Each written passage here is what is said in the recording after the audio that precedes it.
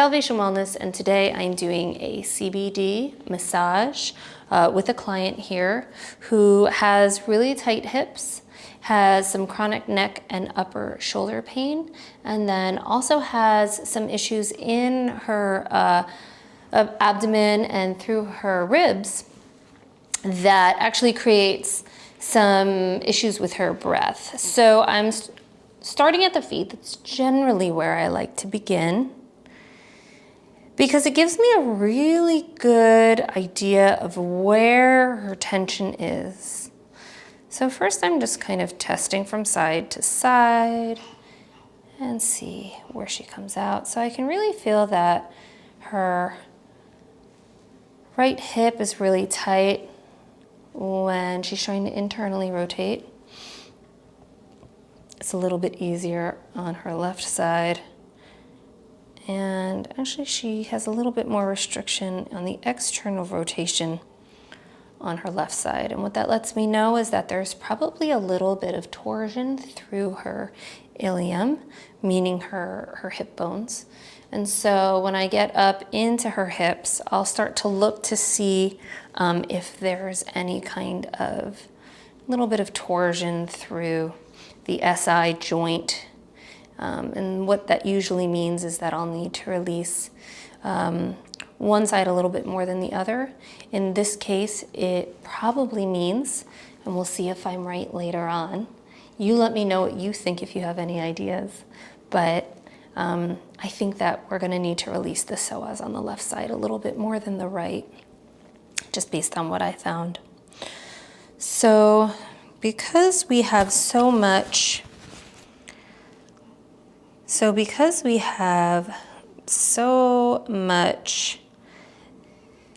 that actually comes into our feet that creates a lot of tension, like all the muscles from our legs come into the ligaments of our feet, I really like to make sure that we start in the feet. Also, just remember that all of our fibroblasts and mechanoreceptors live in our joints, and our fibroblasts are what produce collagen. And so that's how we actually get a whole bunch of fascial fluid up into the rest of the leg and into the hip and lower back. You can think of it like turning on a faucet. So I'm just applying some of our sports stick. It's really, really helpful for joints. And I'll be applying the roll-on as well a little bit later. Also, the cypress and pine in this really help for some lymphatic flow. We also have black pepper and ginger in here, which really helps with lymphatic drainage. And since a lot of times the legs and feet have the least amount of ability to really detox lymphatically, those oils can be incredibly helpful. Okay. So I'm just going to start to see how much more range we get here.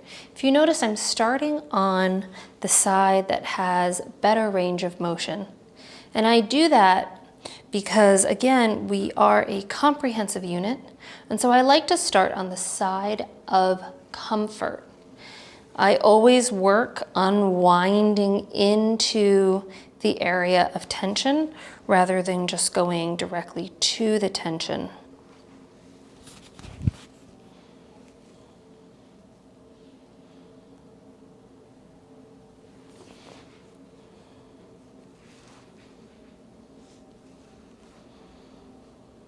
So what I'm doing right now is looking at all of the flexors and extensors, and I'm just kind of testing what's called the subtalar joint to see if there's any kind of tension through where her foot meets her leg. And there is a little bit of tension right here on the outside that's really common for most people. And what that's going to mean is that her peroneals, which are the muscles that run up the side of her leg, are going to be really tight. And so I'm going to work on that now. And we'll work on that even more on the right side.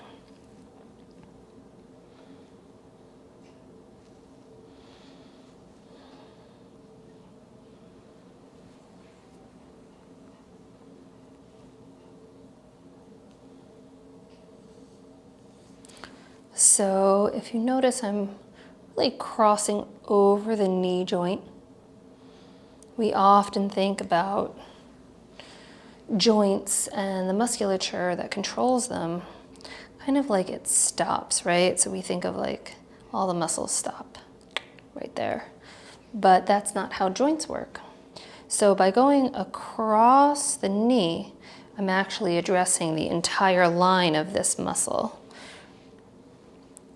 because the ligaments and the fascia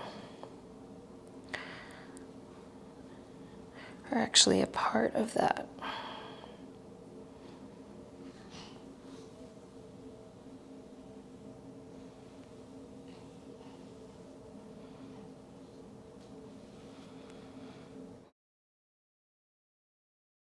So I can really start to feel some tension up here. And when I feel tension in the rectus fem, which is the muscle that kind of runs up this way, it usually lets me know that my initial thought about releasing her psoas on this side and iliacus is correct.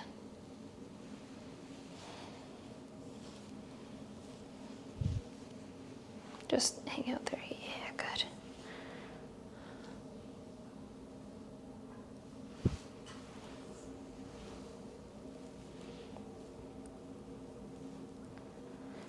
So Yvonne here does a lot of bike riding. She does personal training 3 times a week, and she is very muscular. So I really want to make sure that I address her muscles, for the amount that they do. I would treat her muscles differently if she had a different level of activity, or if she were doing different types of athletic activity.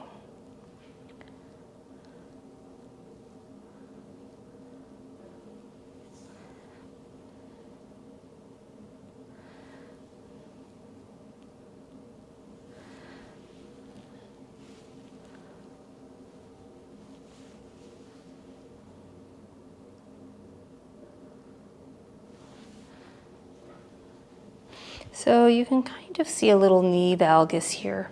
And while a lot of times people want to kind of train through here and think about this because that's where it's going, you actually want to think about over here, because from here to here is where it actually shortens, which creates that curve.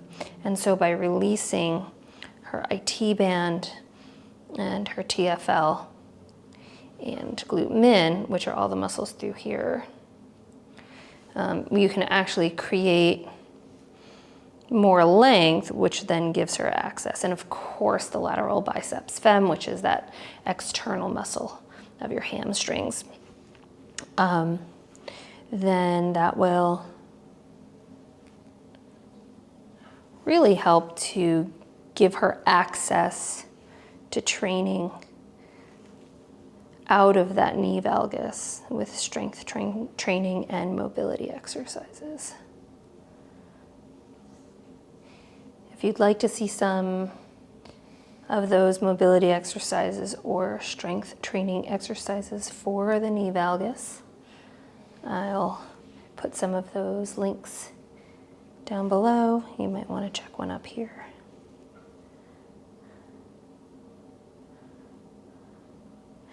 So she's complaining a little bit of discomfort, and that's really common when it's really tight through here. So if it were really loose and mobile, then you wouldn't see this knee valgus in the same way that you're seeing it now. And a knee valgus just means a bowing in of the knee. It's like the opposite of bow-legged. And it's something that you can really treat. A lot of people have tension here. And you don't want to really treat the iliotibial band because that's really just fascia. Now you can go over it and soften some of the upper layers, but you wouldn't want that to be soft because it actually creates stability, like a scaffolding, to keep your hip and knee stable and strong. It's like a slightly more mobile bone almost. And the cool thing about the iliotibial band is that if you look at the direction of the fascia, it actually has 4 different directions. And so that's meant to give it a lot more stability and strength for different cross body motions, not just up and down, but side to side, even some diagonal movements. Okay, so I'm really starting to notice how much more movement we're getting, but I still really don't like the tension through here. So I'm just going to bend her knee and bring her leg out here so that we can actually do some dynamic work.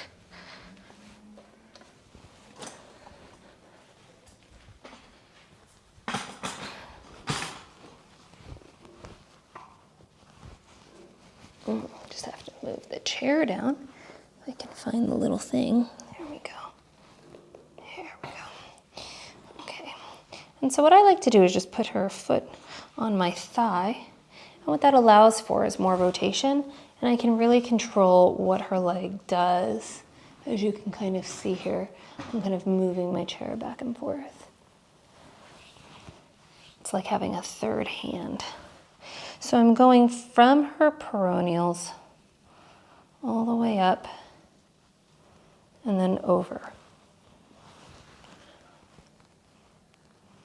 All the way up and then over.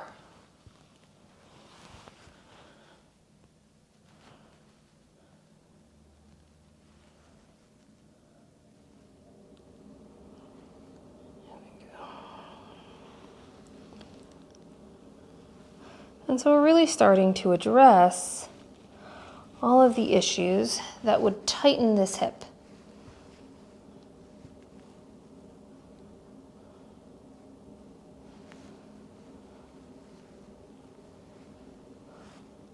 I'm starting to get into the soleus back here, just because I have her foot in a nice flexed position.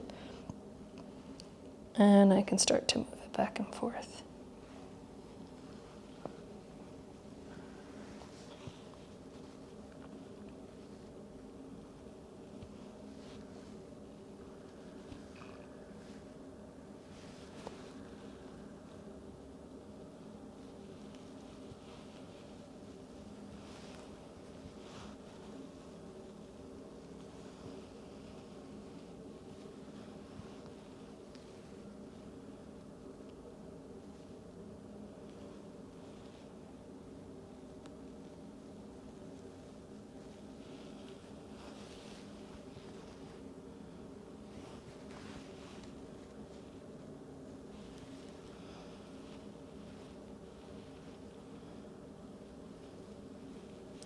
So right now I'm just feeling for what's called the Golgi end organ, and it's the space where the musculature and the ligamental tissue, the tendinal tissue, meets. And what's kind of neat about this is that if you can stimulate it, it's what prepares your tendons for motion, to tighten them, and it prepares your muscles for motion and lengthens them.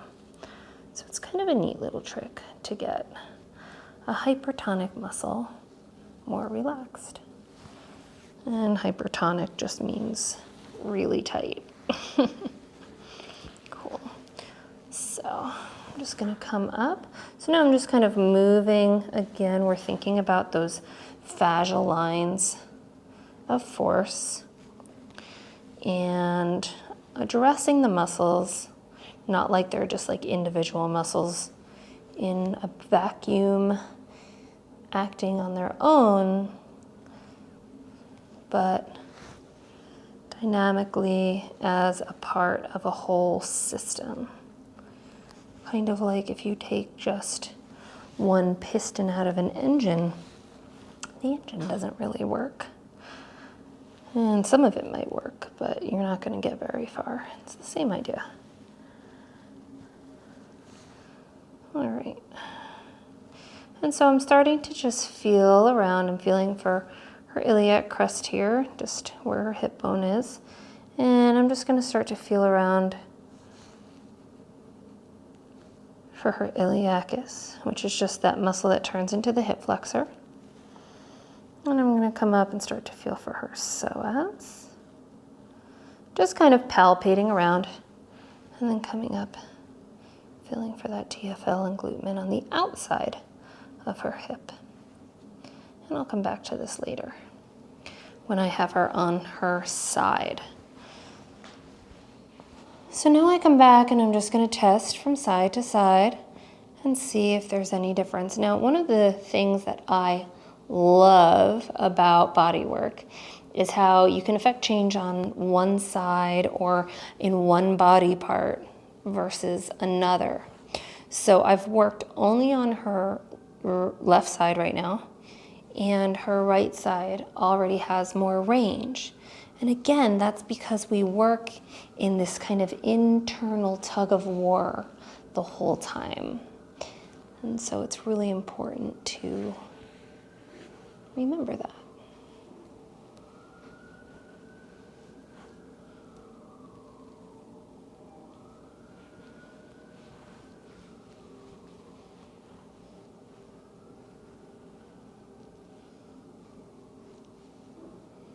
So now I'm going to start here on her right side. And what I'm going to expect to see is a little bit more tension through the back of her legs here, and a little bit more tension through the inside of this, of her shin, right?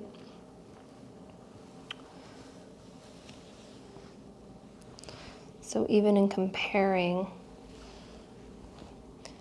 even her anterior tibialis, this muscle right here, like that creates shin splints, is not as tense and tight as that one.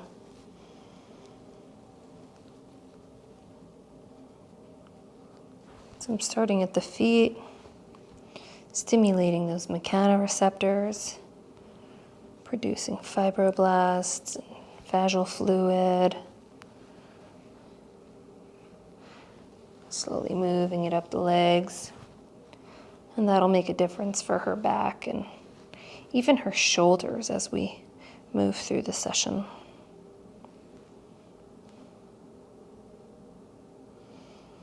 I won't be doing it today, but one of my favorite things to do is do like a deep dive into all of the termination and reciprocation points of the ligaments moving up into the leg. I've had people who have had just massive chronic issues and nothing helps, and then we massage their feet or their hands just in the joints around the toes for like an hour, and they feel better in ways that they never have before. Remember my theory, the victim is never the perpetrator. If you haven't heard me talk about that, you can check out that video here. We often think of our body like disparate parts, individual areas and spaces, and we kind of experience our body that way. One thing, becomes more sensitive, we become more aware of it, and we kind of think that it exists there on its own because nothing else is bothering us. But that is not how it works. It's just a perspective.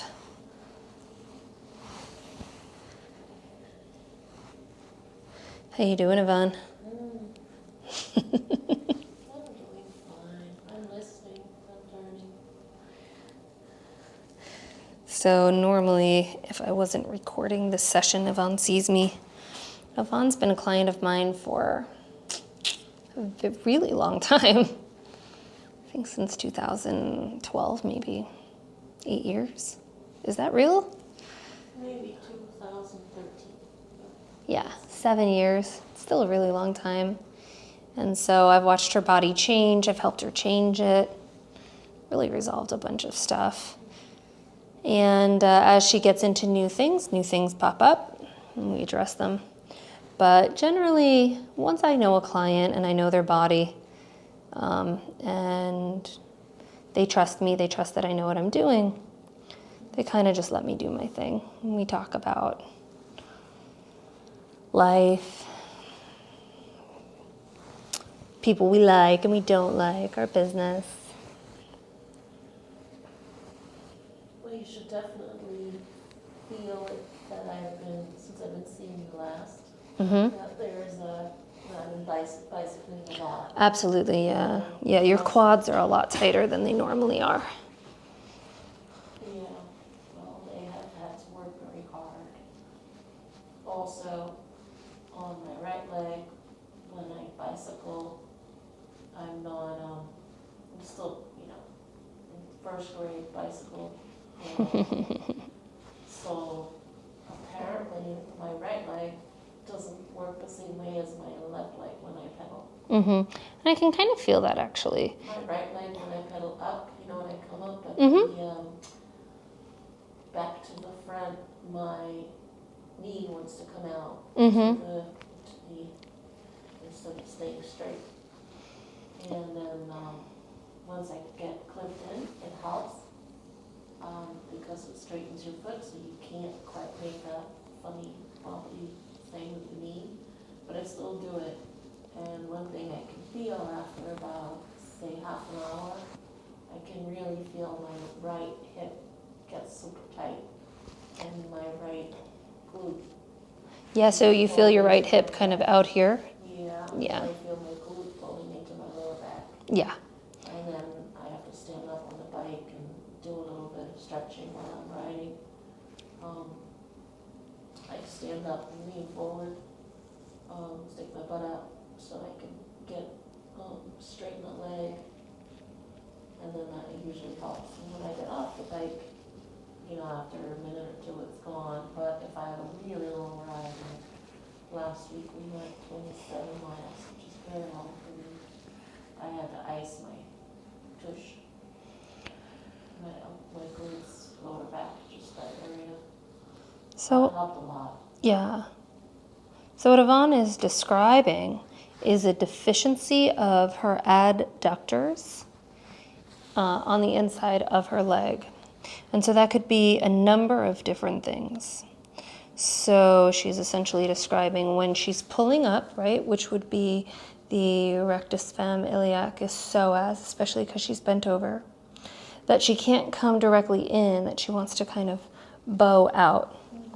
And so some of the things that come to mind, because that's what she's noticing, it doesn't necessarily mean that that's actually what's happening. So as I am feeling around, I notice that she has a real lack of ankle strength and mobility, particularly on the right side, and that lateral gastrocnemius, the lateral calf, and her peroneals. So her lateral gastroc is really tight. Her peroneals are not as strong as they are on the other side. And so some of the things that makes me think about is a muscle called the posterior tibialis. There's some really great isolation exercises you can do to strengthen that muscle. It's really, really easy to... It's the muscle that actually is right here. Okay. And it's behind the bone. It's behind that shin bone. And so it's really, really easy to kind of let it get weak, particularly if you have a little bit of a turnout, which you do. And then again, what's fascinating is that her vastus lateralis, which is this quad muscle up here, is really tight. But her lateral biceps femoris, which is down here, is quite weak. And so that's going to create an external rotation. She talked a lot about her hip going into her lower back, and that's really indicative, again, of that tensor fascia latae being overworked, tight, and weak, right? And so we're going to work a lot here. And what I would do is actually start to give her some isolation corrective exercises to help lengthen and strengthen this muscle back here. One of the interesting things about the lateral biceps femoris is that it's one of the only muscles in the body that can get really long and weak. So it's something where a lot of times we, want to say, okay, well, you're going to, if it's tight, you're going to lengthen it. And if it's strong, it's probably long, or it's probably short and you want to lengthen it. And then if it's weak, it's probably long and you're going to strengthen it. It's going to shorten a little bit. And that's the general rule for most muscles, but the lateral biceps femoris is a really, really unique muscle. And one of the ways that you can start to correct that is with glute med exercises. And that's another muscle that a lot of people can really kind of fall by the wayside for a lot of people.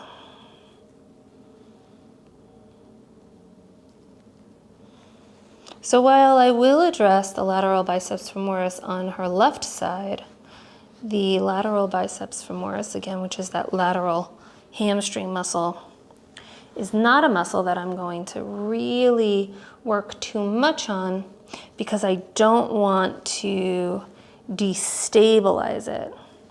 But it does need to get some activation and isolation strength exercises going on in there. Another interesting thing about kind of this dynamic deficiency that she's having when she starts to flex her leg up, right, when she flexes her femur, is that the posterior fibers of the adductor magnus tend to get really short as well, which means this will be long and this back part will be short.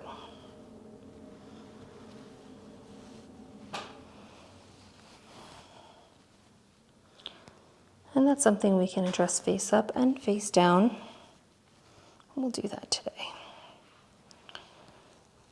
Another interesting thing is that a lot of times the knee, because the knee is a saddle joint, so the knee only wants to go one way. It's kind of a one-trick pony. And so when we have these deficiencies, we start to create torsion in the knee, and that's where all of our issues come in with our cruciate ligaments in particular, those anterior and posterior cruciate ligaments on the inside, inside of the meniscus, break pretty easily during that transverse torsion there. And so over time, if there isn't a correction there, she'd probably end up feeling more discomfort through her lower back and into her knee. Mm-hmm.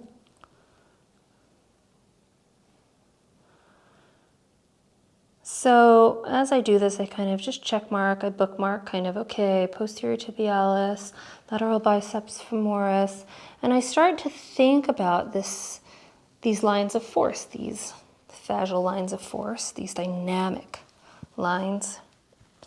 And I start to think about, okay, so it's kind of back here, out here. I'm going to start to think about what's happening over here because they kind of spiral up the body when you start to see this, right? So we have a little bit of a insufficiency here in the outside of the ankle, an insufficiency here, an insufficiency here. So I'm going to start to wonder about insufficiencies over here. Now, because I've worked on Yvonne quite a bit, I know that she has some issues, particularly on this side with a lot of tension. So if you follow that line up, it would be tension in this shoulder, and then on the opposite side of the neck, even into the head, and then sometimes it crosses back over, kind of into the back portion of the neck there. So that's what I'm going to focus on and really start to see, because if I just treat the body like it's a balanced unit and both sides are the same, I'm essentially not going to give her any balance. I'm just going to release all, keeping all of those imbalances and they're all just softer. So I really like to make sure that when I work on someone, I'm working specifically for what's happening in their body that time, and this is what it looks like. So I'm thinking kind of like a detective, and I'm listening to what's happening in the body. I'm listening to what she's telling me, and I'm really starting to try to release all of the tension, specifically where the muscles are overworked, not where her pain necessarily is.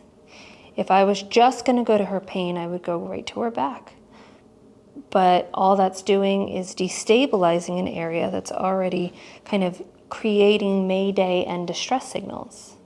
You want to release all around them so that can, if you think about a tug of war, you think about everything is pulling on this and this is the weakest point. Well, I don't want to make that weaker and destabilize it. I want to release all of the pull around it and then address that muscle. I call it a context for release.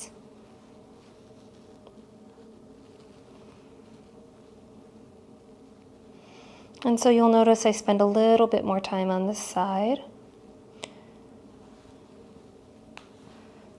just to make sure we really get these overworked muscles here to help release where she feels the tension.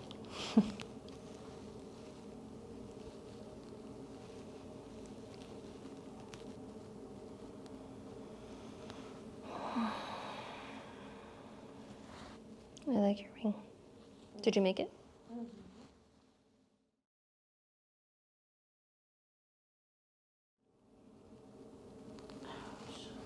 Yeah, so she just said ouch, and it's because I'm going into her posterior fibers of her adductor magnus, which I expect it to be pretty tight. Those are always tight. I think what's interesting too about the way that you're describing how you're going to work the body is that when I do, and I think that happens to everybody, when you're doing exercises that are, say you're doing it on the right side and then you're switching it to the left side, and you're doing something completely different. And you think you're doing the same thing until someone else says, look how you're, like last week it was the rowing exercise, so I used a kettlebell and on one arm rowing up, then switched it to the other side and my elbow was in a completely different place. Internally it seemed to me like I was doing the same thing, but why wasn't? Right, yeah. So I'm just doing a little raking for some myofascial release over the tissue.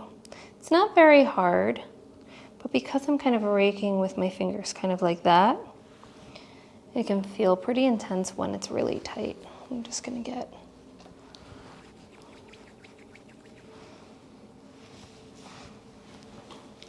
so because I'm gonna start really working up her thigh here, I like to support her leg with mine and kind of bring it over. That way her knee can stay nice and stable, and I have control.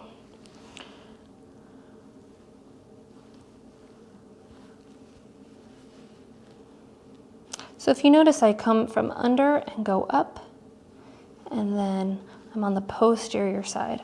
So I'm not just here in the middle, because this isn't really going to do anything for her. It's not actually getting anywhere. I want to get back here. And if you could feel this, you would see two totally different textures and densities. Feels very dense. It is. So muscle that's really tight, called hypertonic, kind of feels like overdone steak. It doesn't have a lot of bounce. It doesn't have a lot of give. And that's great if a muscle feels that way when you're flexing it. But right now, we don't have her really in any end range of this muscle, and it's really tight. So I've kind of warmed it up, and now I'm just going to kind of go in, and I'm going to start to mobilize her hip around here, noticing that I'm keeping the knee bent as I bring it up, because I don't want to stretch out the muscle yet. Just kind of going back and forth and just giving a little cross fiber friction with some dynamic movement, but she's passive. Because she's so quad dominant, I will not be doing any like counter poses. I won't be doing any isometric contractions, just so that I don't get her into the same actions. I want to start to train her out of those. Now, there is, though, something I'd like to talk about, which is this really cool neurological function that antagonist muscles have concentric and eccentric motions that are in direct opposition to each other. So what does that mean? Well, it means that if she were to contract her quads right now, her brain would tell her hamstrings to release and lengthen to allow her quads to contract even further. And that's because there are muscles that work in opposition to each other, which is called an antagonist muscle. If they worked together, they would be synergist muscles. Now, sometimes muscles are synergists together and sometimes they're not, depending on the movement, if it's a rotational movement, a lateral movement.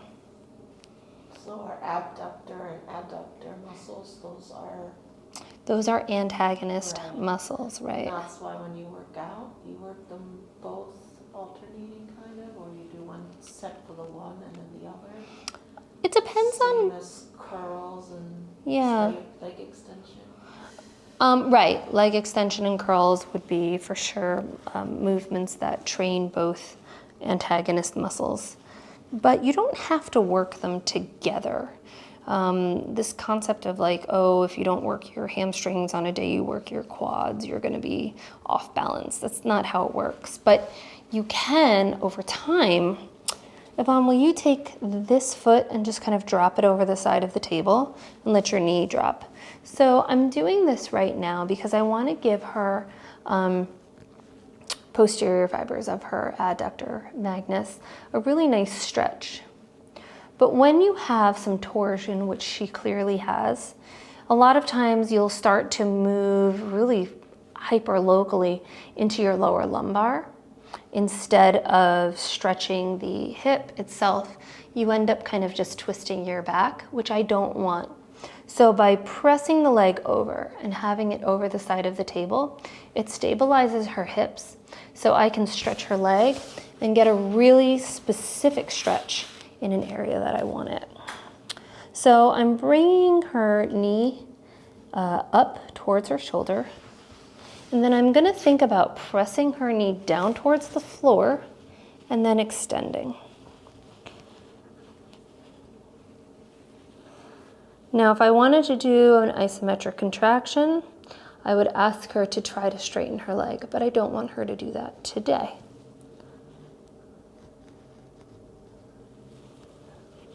So I brought her to end range, hung out.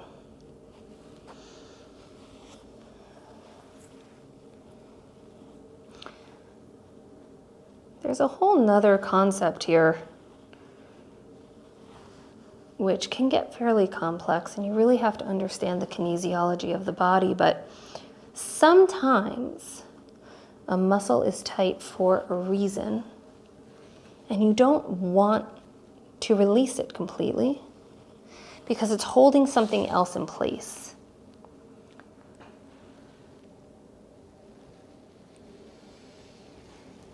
There we go. And so if you notice, her hips here are really, really stable as I do this. And if I were to take her leg off, it would just be curling up and doing a whole bunch of stuff so that I didn't have to, wouldn't have to extend this super tight muscle here. Okay, here we go. And you notice her knee's starting to come up just because I'm really taking her right to her end range. What I will do is try to get her to actually activate this muscle. So I'm just going to stabilize her knee and then ask her to push into my hand with her foot. Good. Yep. And so what that's doing, no, like 20% is perfect. And so what that's doing is actually activating this muscle. And I'm just getting her to isolate it. And if you notice, she's slowly starting to extend. No, I'm not doing that. That's her. And relax. Good. I know, right? Oh, they just got longer. It certainly feels longer, right? I came in 5'9", I walked out 5'10". 5'11", girl. Let's reach for the stars. Cool. So I'm just going back into that rectus fem because I'm starting to think about, you can bring your leg up now. Because I'm starting to think about her iliacus and psoas again. And again, these are just the extension of the leg muscles. When you walk, when you run, when you lift your knees, that action doesn't end here. That action goes all the way up to your ribs because the muscles that are involved and responsible for lifting your femur toward your rib cage have to contract up here. I've been actually working those by taking the kettlebell on my toe and then lifting on my knee up toward me and then extending it back up. Awesome. The only thing about that would be that you can really, if you're doing that like a hinge, I'm doing a very light weight. then, you know, because you are prone to that posterior pelvic tilt. Okay. So I'm going to come back down here before I really get into her abdomen. And I'm just going to test out to see, and you can already see her kind of, oh, that feels so much better. And if you notice from the beginning, you have a lot of independence of these joints. So whereas before her torso was kind of compensating and moving around, like her hips were kind of coming up and moving with the leg, you see the independence of that rotation, which is really, I'm very, very happy with. And so now I know that I can start to move into the torso. And you'll notice in this session, I don't really use a ton of time for the back because the back is where a lot of people feel distress, but don't need a ton of release. So back. Because I already feel released. Yeah. My back already feels better. Yeah, My arms feel better. Yeah, your lower back probably feels a ton better. And you know, because it's hyperextended, right? So we were kind of talking about that victim and perpetrator, and I'm looking for the perpetrators, not the victims. And so, you know, you go into a massage and they massage your rhomboids for 30 minutes, and you know, that's fine. It feels good for the time, but you know, a day or two later, all that pain, all that discomfort starts to come back. And, you know, unless you're really addressing the system that has created that discomfort, you're not really addressing the discomfort.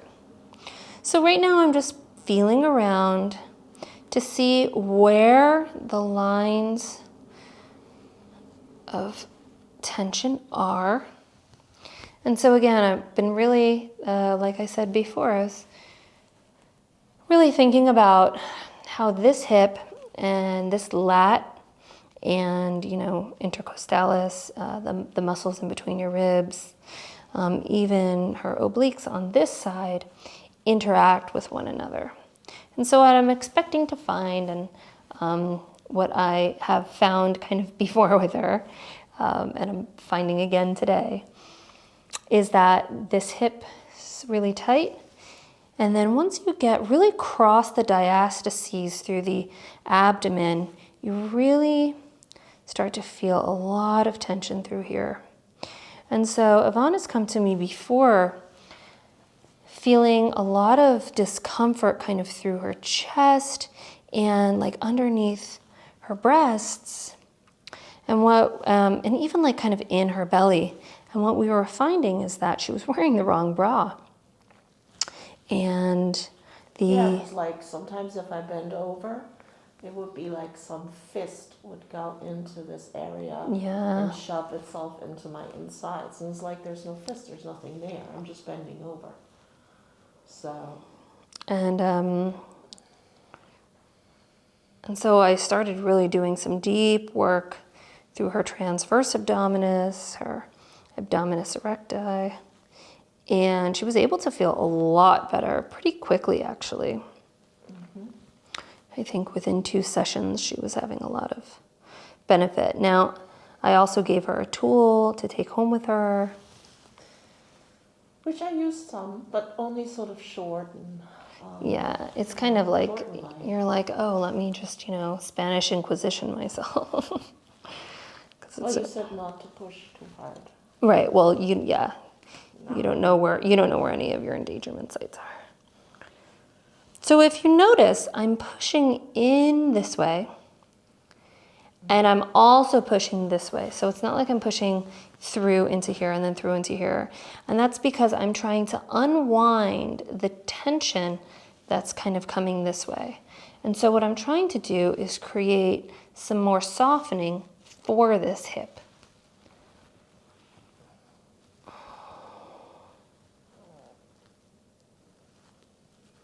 When I work in people's abdomens, I always tell them that it's my job to make them fart. I said, if you're not passing gas, I'm not doing my job. And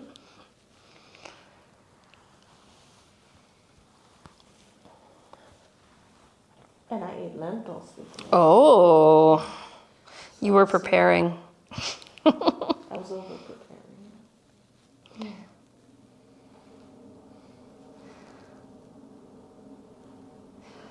One of the things that always astounds me is how many people ignore the abdomen in what they like to call full body massages. If you think about the engines of movement in your body, it's really your transverse abdominis and your glutes in so many regards. And they're often the muscles that really get ignored. So if you haven't gotten your abdomen massaged, you're not getting all the results that you can get in shoulder pain, back pain, how much oxygen you can get.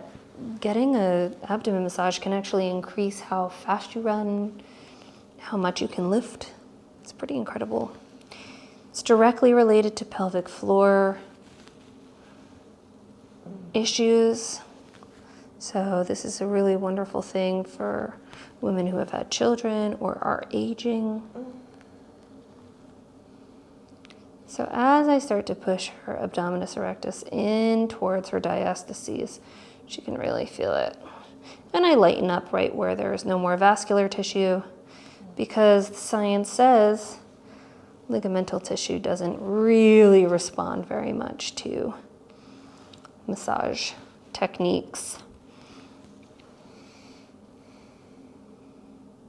You're really looking to affect change in the superficial fascia, in the musculature, in your lymphatic system. Yeah, right there. There's a big old knot. What is on that side underneath all that? Your intestines. I mean, really, this is like right now, this is your transverse colon, so your large intestine. Your liver's over here. Have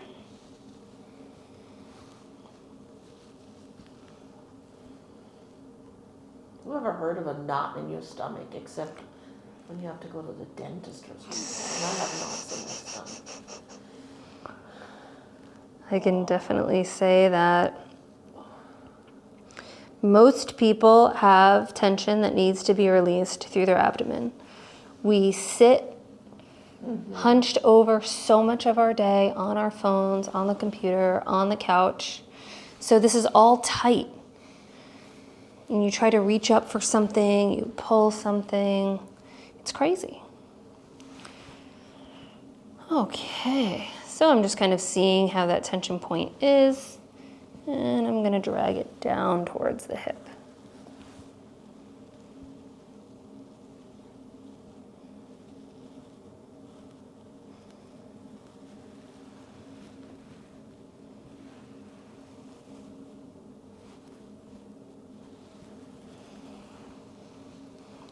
It's feeling great. All right, so now I'm just going to go back and palpate just like I did before to see how much change has occurred.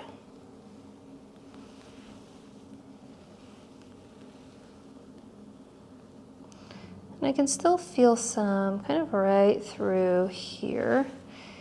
So I'm just gonna kind of put a bookmark here, because when I put her on her side, I really like to do work for the psoas side lying.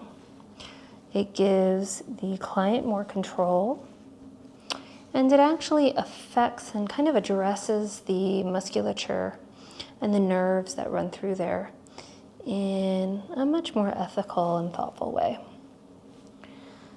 There's a lot of different techniques, but I definitely think this is the safest way, and so you can see that today.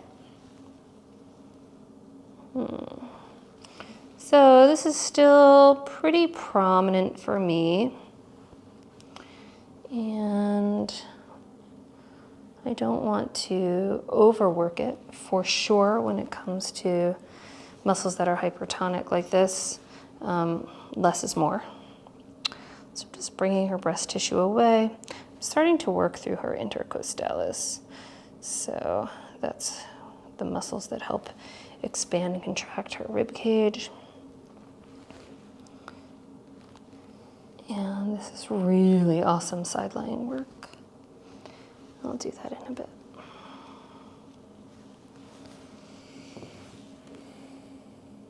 So I'm just checking to see from side to side, the bilateral asymmetry. And I can really feel a lot more tension here than over here. And so what you'll find is that I'm going to do a lot more side lying work with her right side, her left side up and her right side down.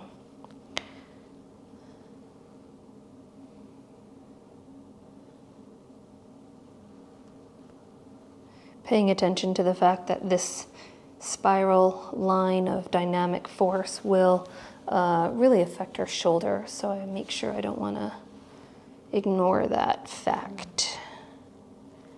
Yeah.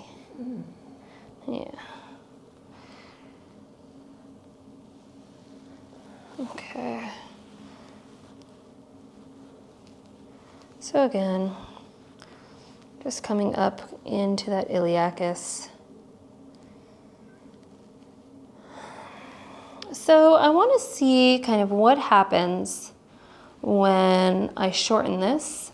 So Yvonne, can you just bend your right knee for me up onto the table? And then I'm just gonna let her kind of move it out and see if that's comfortable for her. I'm gonna support her foot here so that she doesn't feel like she has to hold up her leg. So you can really relax your leg. And what I'm doing now is I'm feeling what happens to this whole line when I bend this leg.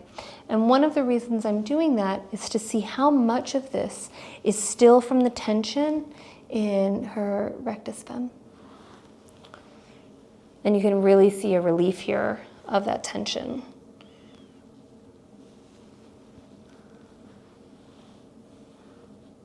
So there's still a lot of tightness here, but this actually feels better. So I'm starting to uncover kind of the super sleuth detective that I want to work a little bit more through this right side where her abdominis erectus kind of ends, that lateral edge of it. Cool. You can bring your leg down. So it's just a little way to look at it. There we go. So all I'm doing now is just going into those areas that I felt really tight. And I'm pushing toward the areas that it would be, she would feel it, right? So again, this is kind of like a perpetrator, and this would be a victim.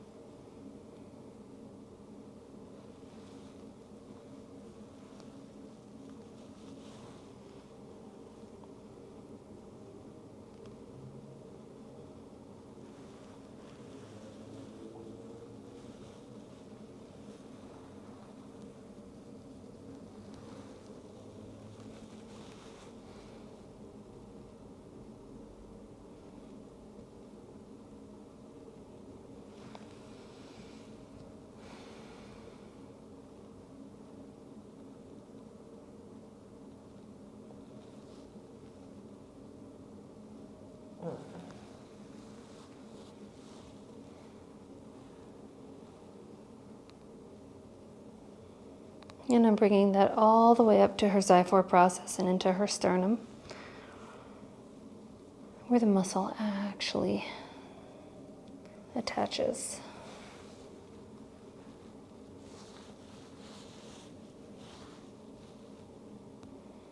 And I just move the towel so you can kind of see where I went. And I'm imagining, and we'll actually address this in a little bit, that the sternum is actually quite tight on her right now. Okay. I think so. So let's see. Oh, that feels a lot better to me in there. And that actually feels better too. So good. So this was kind of pinning that down. Great. So now we're just going to go up into her chest and get her ready for side lying.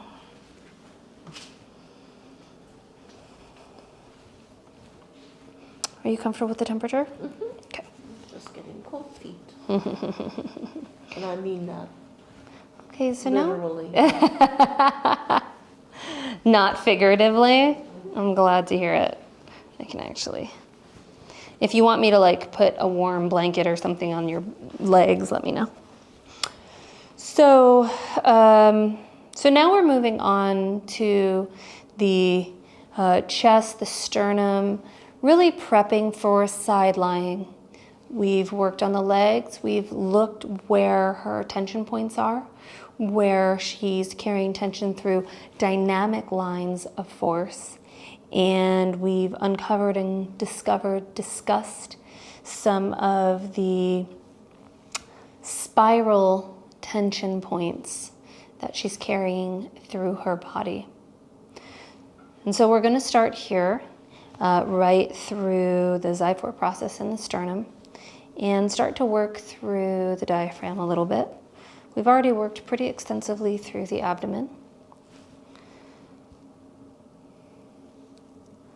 And if you'd like to see any of that work, you can find that link below.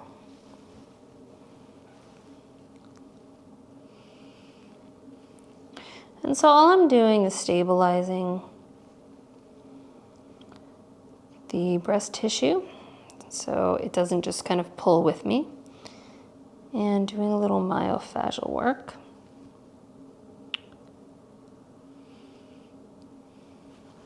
Just raking slightly. I'm going all the way up to our collarbone and I'm fanning out. So the lines of the pecs, which actually come down here, do this. And so what I'm doing is I'm going essentially with them and then perpendicular to them. And as I get closer to any joint structure, I'm going to want to think about going perpendicular just a little bit.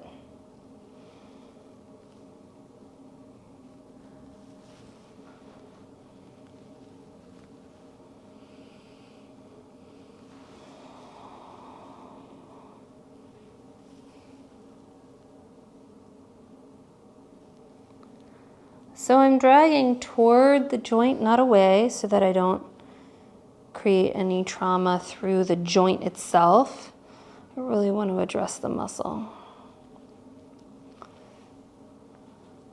Now I'm thinking forward into what I want to do side lying. So this is specifically for the preparation of that. I'm not really thinking about this as an isolated massage technique, although it can totally be used that way. So now that I've palpated, I found some areas kind of like right through here and then right up and through here, kind of where the pec minor underneath that pec major attaches. And so because of that, I'm going to just bring the arm up and then rotating down so that I can really get into that pec minor. And when you have an overactive pec minor, it can create a ton of issues through your shoulder. It can also mean that you have weak lats and a weak serratus anterior, which is kind of on the side here. And so here it is, I found the pec minor, lifting the pec major up. And I'm just going to hang here, giving it a nice stretch.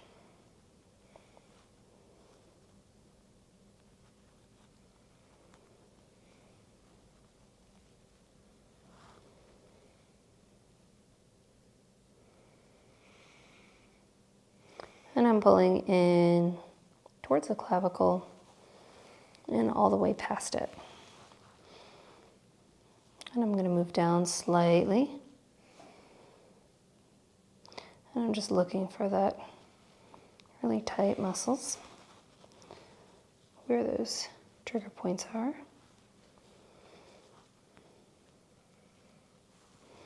And I'm starting to look for visual cues through her opposite shoulder. So as I drag towards the shoulder, I'm shortening that whole fascial system. I want to see if there's any changes. I've already started to see a slight shift down and away in that shoulder. And that's just good information. If it didn't move, it's information about the relationship between her left and right side. If it did move, it's information about the relationship between her left and right side. I always think it's really important to let clients know, I know, girl, I know. I always think it's really important to let clients know that when you ask for feedback, them saying that they didn't find a change in something is great information, because it lets me know what their body's doing. It's not like, oh, well, that didn't work. Okay, well, then let's throw that away. It's actually like, okay, let's use that to piece together this three-dimensional puzzle that is your body. And sometimes, a lot of times, the stuff that doesn't affect change gives me tons of information about where they're holding their stress. There have even been times I found that their stress isn't physiological, and all of their pain is coming from, something that they're feeling or thinking. And they're creating all of these dynamics in their body that feel physically uncomfortable. Okay. So I'm just finding the attachments here, the pec minor going in from some of the pec major. And of course, the joints are where the nerve endings really live, and so this will be more uncomfortable than others. So I'll go a little bit lighter, even though she wouldn't say that I'm going lighter. I am. No, I can feel it. Just that it's still very painful. Yeah.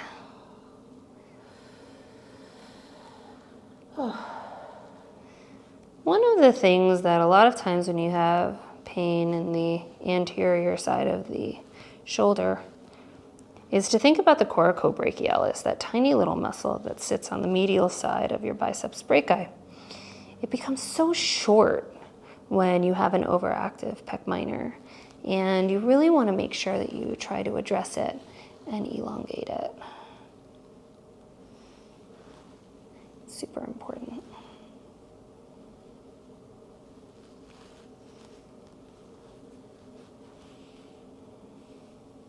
There we go. So you can really feel it there. Mm-hmm. Me too. And I'm just going to internally and externally rotate. Create a little bit of length and stretch. Move it around as I sit here on this trigger point. You might notice that at times I close my eyes and I kind of, it's like I'm looking inside of my brain and feeling, kind of visualizing everything that's happening in the body, all of the relationships. I'm kind of taking all the information that I've gathered up to this point to make sure that I'm still on track and that I come up with more and more predictions about what I'll find in the body. And as those predictions prove themselves out, I know that I'm on the right track. And so far I've been pretty clear as to what's happening here. Okay. So because I know that her right side bothers her a lot, I'm actually going to go over to the right side and address that too. Now that I've created a context of release around this area. So again, I'm just going to externally rotate now, knowing how tight this is. We're going to think about this kind of wrapping around the backside and up this way. And so I'm going to start just by palpating and seeing. And already I can feel that her pec major on this side is not nearly as tight, and you can probably feel that too. I do feel a little bit here. And really as I palpate up to the pec minor, is really where I start to feel it. So again, that pec minor often means the underactivity of the serratus anterior, and I'm feeling here it's like non-existent.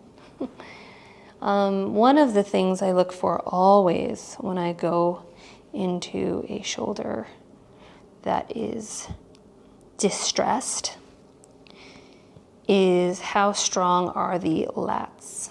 I cannot tell you how many clients I have trained their lats and their shoulder pain goes away. It's incredible.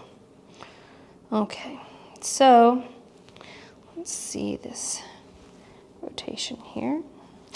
It's a little bit better, but this is really where I'm starting to see some of the issues. Is really looking for the teres and the subscapularis. So the subscapularis sits underneath the shoulder blade, in between the shoulder blade and the ribs. So it's a funky muscle, and it's kind of easy to miss if you don't know exactly how to find it, because there's this whole kind of section where you could just kind of sit in between muscles. You're on it, all right. Oh, yeah, I know. Well, it's kind of jumping out at me and trying to like slap me in the hand. It's like, hey. So what I really like to do is shorten it a little bit by drawing the arm across the body. Now, if we were going to do really specific work through the shoulder, I would have her do a really dynamic shoulder exercise routine. So I want you to just reach your right hand across to the edge of the table, seeing if you can get your elbow down towards your chest. I'm trying to get her to activate it. She's having a hard time doing that. And relax. And so what stood out to me is that her teres is really tight. And so I'm going to go in there.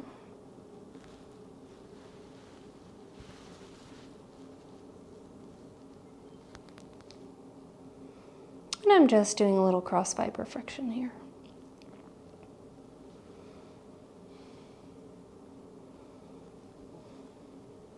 Relax your arm into me. There we go. Good. And this will be something I address side lying. Okay. So I have a really good lay of the land, if you will. And I'm going to start with Yvonne laying on her right shoulder. Let me just get you a couple of things to help support your neck. Okay. And you can lift your head. Say hi to the camera. Do you need something for your in between your knees? I can give you a nice big cushion. All right, so lift your feet and your knees. And so what I'm doing is I'm just stabilizing her feet and her knees so that I can get nice deep work in her iliotibial, tensor fasciae latae, and glute min. So we've worked a lot on this side. So I'm just gonna go in. Now, with some of these muscles, when I stabilize, I really like to go in with my elbow, and this is one of them. And so I'll just hang here for a minute. And I might ask her to activate and do some work. But because I haven't seen her for a little bit of time, I'm just going to keep it kind of passive.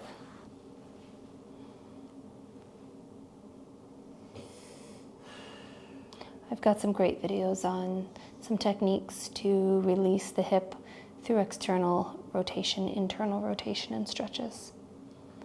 So check those out.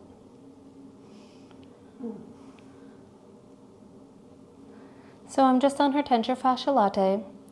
One of the reasons I really like this position is because if she's side to side, she'll kind of move out of the way as I try to press. But because she's on her side, her hips are really stable and they're against the table. And so it's just a much more effective way to compress and release the tension fasciae latae.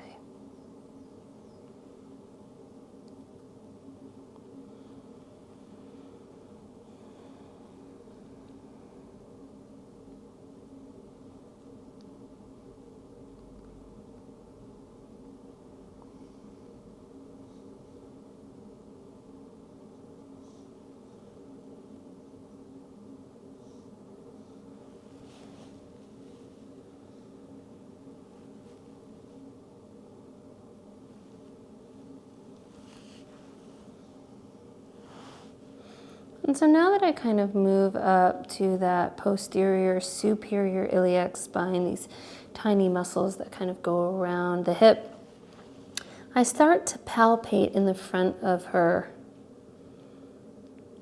ilium here, her hip bone.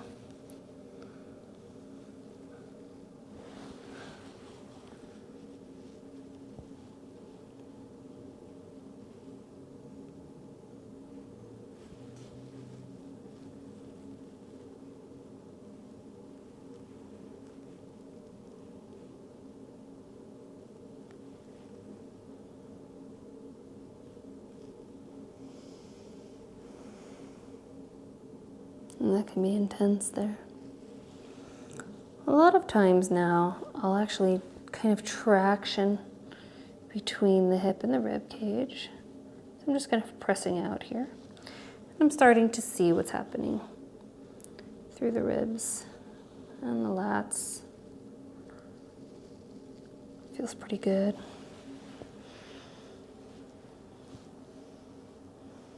Okay, so one of the things that I really like about this is that you can really get all of the viscera out of the way to start to address the psoas.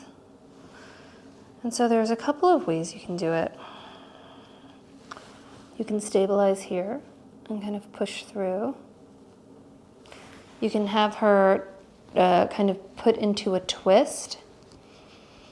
And you can also come through here and really work this way. Now, because this is an area that actually feels pretty good to me, it's a little tight, but not anything that's standing out to me.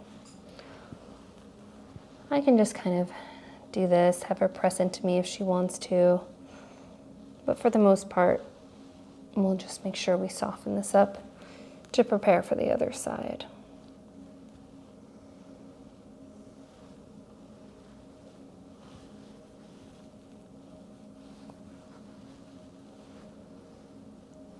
I'm working underneath her diaphragm now. Remember, your transverse abdominis goes from your back all the way around your sides, from your rib cage to your hips and down into your pubic symphysis. It's a huge muscle that is responsible for your reflexive core. Okay, Yvonne, can you just thread this arm out? Thank you. And I'm just kind of tucking my thumbs up under her rib cage for a really nice stretch. And that is going to actually help her shoulders feel a bajillion times better. So the draping for this next part is a little bit funky. I like to drape kind of underneath the hip and then underneath the opposite shoulder, so that I have access to her lat and her arm. And you'll see this from the back when I do the opposite side. So I draw from the lat up through the infraspinatus and then up through the triceps. And this can really like transform someone's range of motion. It's like one of the most effective ways to address shoulder range of motion or pain.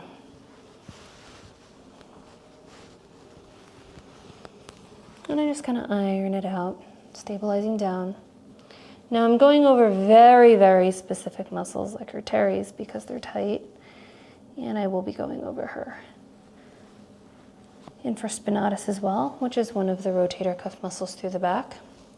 Although I often like working on them when she's face down. Yeah, you can do whatever you want with your arm there. What I'm looking to do is just start to peel away her shoulder blade. And someone who has a really healthy joint structure here, this kind of peels away really nicely. So we're looking for some change through there.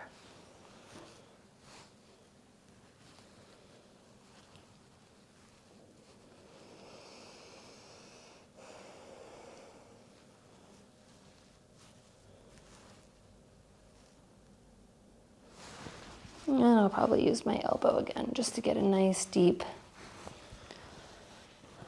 release. You have to be really specific about where you are when you use your elbow. I feel like I have palpation awareness in my elbow like most people have in their hands at this point. And just stabilizing through nice and slow.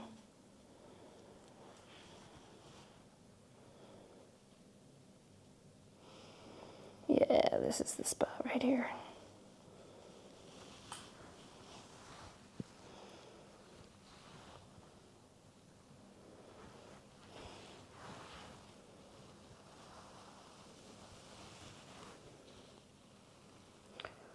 And again, just going over teres, infraspinatus, through her lats. The thing that most people really don't realize is that your lats, people think of them kind of like back here, but they actually attach your hip to your armpit. That's where they travel.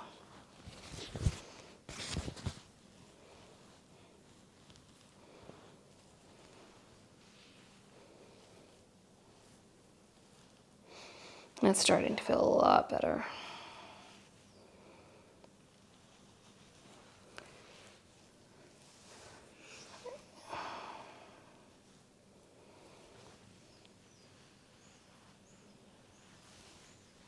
Oh my God, I hear a bird. That's how you know Jersey City's shut down.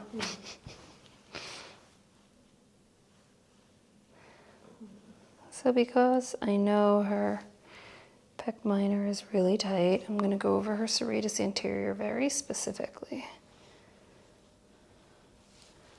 Just to see what's going on in there.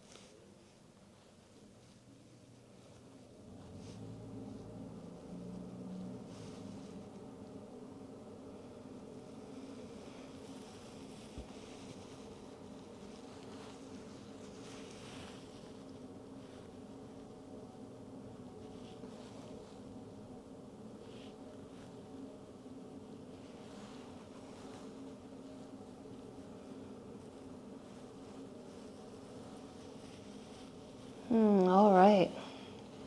That's feeling a lot better. And we'll get that infraspinatus more when I turn you over. Okay. It actually started to feel good toward the end. Right, and then I stop, right? And so we're just going to take her right over to the other side. So just give me a second, I'll set you up. Make sure you don't turn yourself into a little table burrito.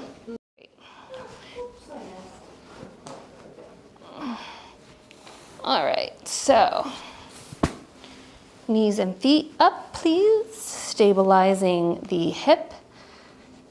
I don't want to put, again, I don't want to put this TFL into a extended position by bringing the knee further down. I want it to be in a really nice neutral or even a shortened position.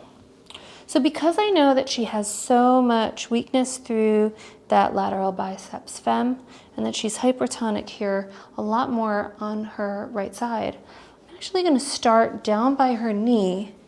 And you remember when we put in a few videos ago, when we were working on her legs and her abdomen, I actually brought her knee up to see what was going on through her hip flexor, and we found that there was still tension that was affecting her hip flexor. And so I'm just going to address that now. Because it's such a big muscle, I really like to use my elbow. It's more effective, and it really works for the client and for me. So I'm looking for visual cues, breathing to see if she shifts, see what's happening in her shoulders, even with her hips as they move back and forth. And I'm just placing my hand right at her iliac crest to see if there's any change in her hip as I release this. And again, I'm not looking for something specific. I'm looking to see if there's change, and then that gives me information about the relationship. So I do expect to feel some change because of what I found earlier in this session. And if I don't, it just tells me that there's a couple of things that I thought might be going on that aren't. And then I can kind of recalibrate and think about the other relationships that are happening dynamically through the leg and hip.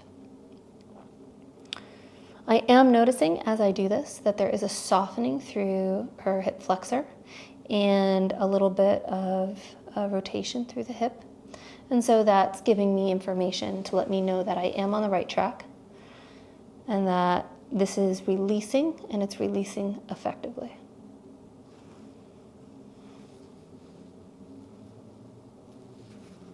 Hey, it's gonna be a really intense compression.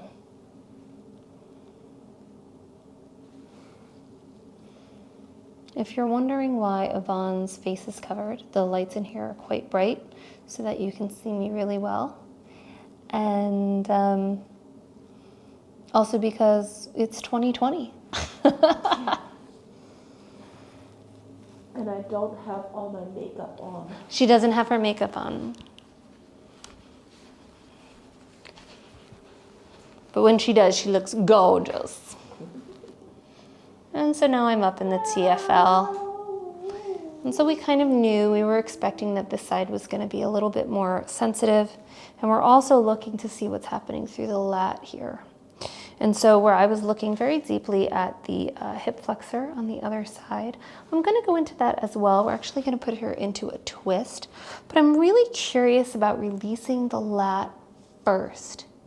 Because if I put her into a twist, it's going to extend her lat, and I'm not going to get as accurate information about what's happening in her hip flexor if it's coming from her lat and I haven't released it yet.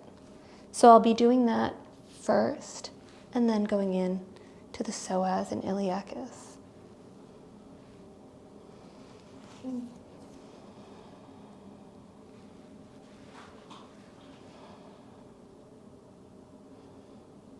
So I'm turning away a little bit as I compress onto her hip, because for me, it's a really good biomechanical position to protect my shoulder.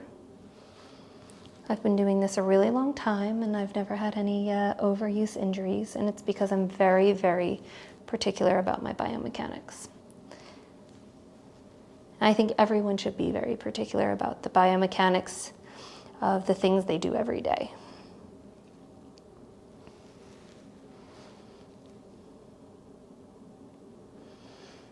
If you do something every day and you have some questions about your biomechanics, just ask me in the chat below. I'll be happy to answer them, maybe in another video.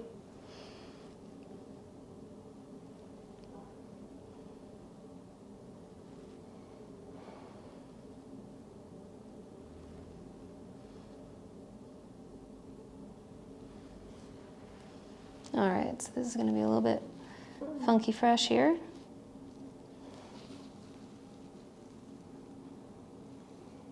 Okay. So from here, I'm just going to kind of expose this so you can really see it. Just scooch up so I can tuck and down. Good. So from here, I just want to, yeah, cool, thank you. Great. So I'm just going to draw the lat for you because a lot of people don't realize how huge it is. It's from here, it draws all the way down to here, comes up and then over. So it's this huge section, and this is the muscular part, the rest is kind of ligamental. But when you go to the lateral edge, you can really feel how tight. So her lats on her right side are tight and weak. And so that is a kind of unique position to be in. And I'm just going to be real careful. We have the kidneys kind of right over here, so I'm making sure that I stay away from them. But otherwise, let's get some oil. I'm just going to drag up and release that lateral edge of the lat so that when I go into the hip flexor, I really get good, accurate information. And I'm prepping her for her shoulder mobility session. There it is. You feel that? That is bonkers. Okay.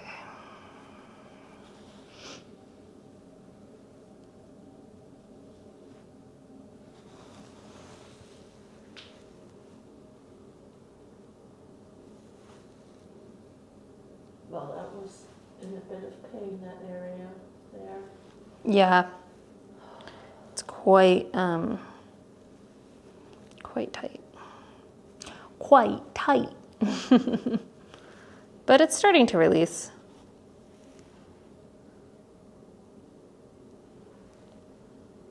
And so what's happening here is that it is tight, but it's actually like a fascial dehydration. The fascia has what's called a strapping, where it lays layer after layer after layer to protect a system that's hyperextended and overused. So it's long and it's weak. And so I wouldn't want to release this without releasing all of this first, so that I'm not destabilizing it, without giving it some space to kind of unwind the knot or release that tug of war tension.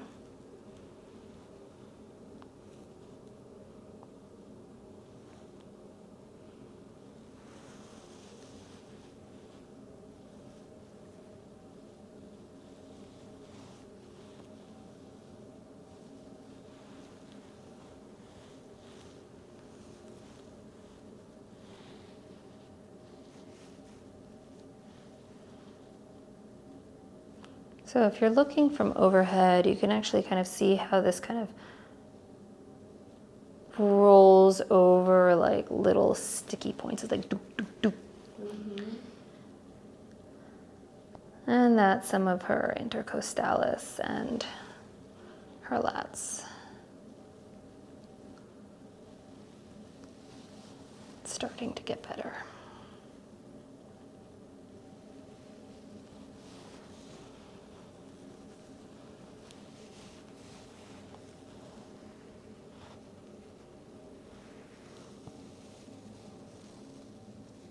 Okay, let's go into the medial side of your lat here. When she's face down, we'll address this a little bit more, but it's got a different position. in relationship to all of the erector muscles, right? The erector spinalis. Even her hips move a little bit differently here. So sometimes it's really good to get into that L4, L5 section where the hip is over it. This probably feels really good for you. I was just going to say, that's a nice release. That's my prize at the end for... Yeah, that's your reward. All right, so just thread your arm back in here. Thank you. And I'll pop that out in just a second.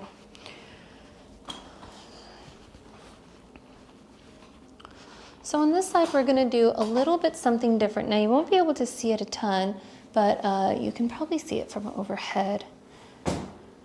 All right, so Yvonne, if you'll just take your left shoulder, kind of twist forward for me, and then kind of twist back, right? Great. So what that does is it really stabilizes her hip here. It allows me to kind of just go down. And again, I'm going to use, so I talked in a video a few times before this, when I was working on her legs, I talked about antagonist muscles, and I'm gonna use that theory right now.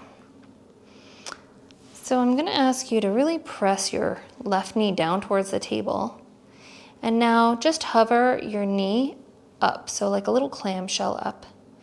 And by using her external rotators, it will soften her hip flexor. So a little bit higher, as much as you can.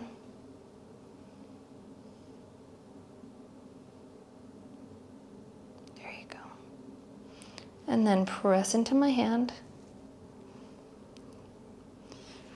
And just keep pressing until I tell you to stop. And relax. Good. And so you can already see that there's a lot more motion in here. And that's what I'm looking for.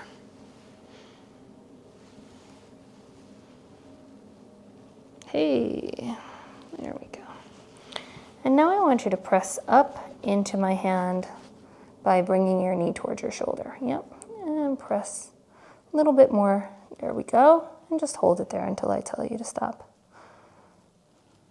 So I'm on her psoas and I'm working her iliacus, which is often a synergist, but can also be an antagonist. And relax. Good.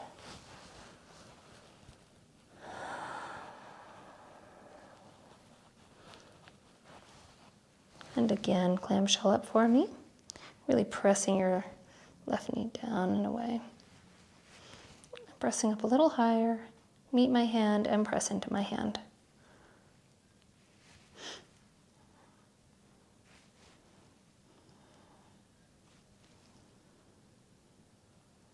And relax. Good. Ooh, yeah, look at that beauty. Okay.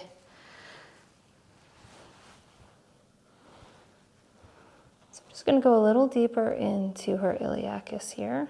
Just do a little cross fiber.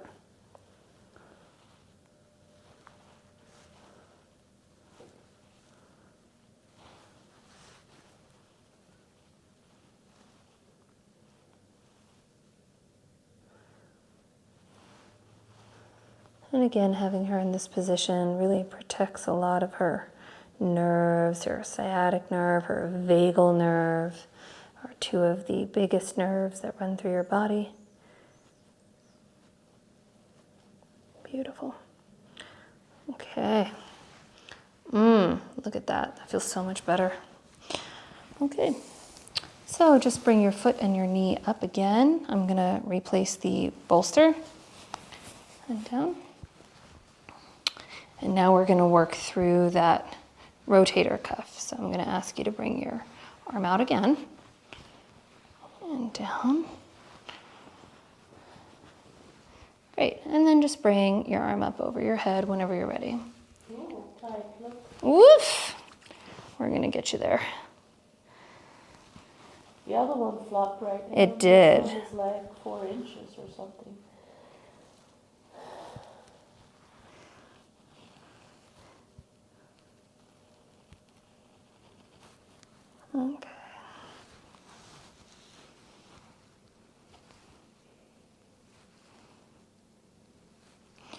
So once she really starts to release, it's still not on her head, but we'll get her there for sure.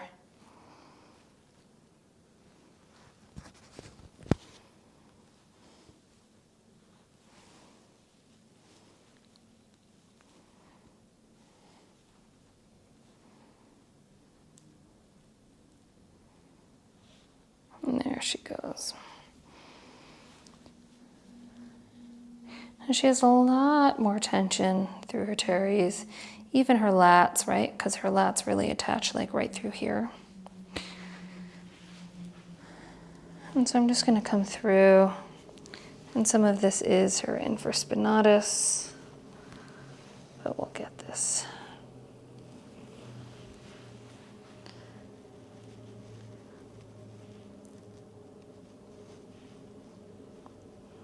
And I'm just dragging up really through her triceps. One of the triceps that gets ignored quite often in massage is that medial tricep. And it's hard to get even when you're working out, but it often gets ignored. So I think it's important to point out, you know, triceps aren't just back here, they're in here as well.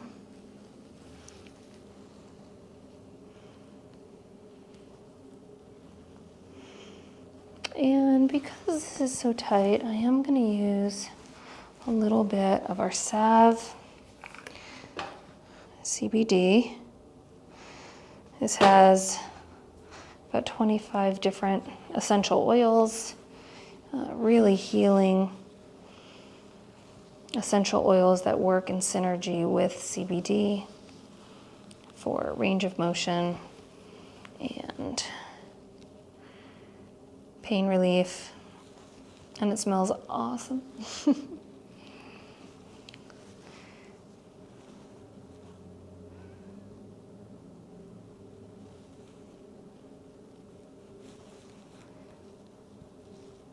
If you've read our story on how we started the company, this is the product that I made for my dad.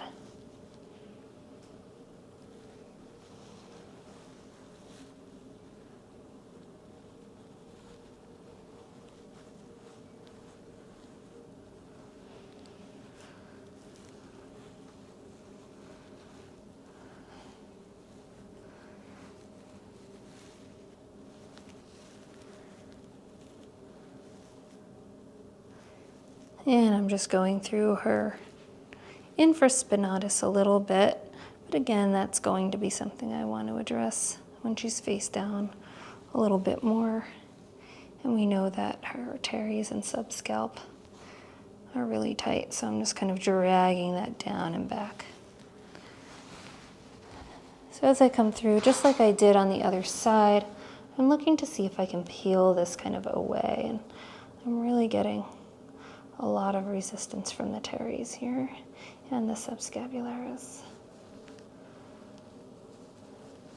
You see how she's kind of trying to move her whole torso instead of letting the shoulder go.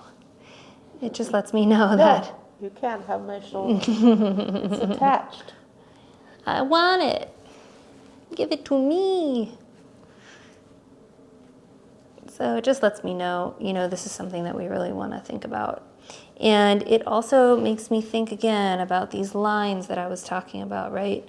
So the outside of the ankle, the inside of the shin, the outside of her hip, the left side of her ribs. And now, of course, here, I want to look at her left side of her neck when we end the session because of what I've been finding through the rest of her body. And kind of behind the right side of her ear, I think would probably be pretty tight as well. But you can really see how much more range she's gotten here. We still have some work to do, but I think I'm happy with where she is, and it's something that I would put in her notes for next time.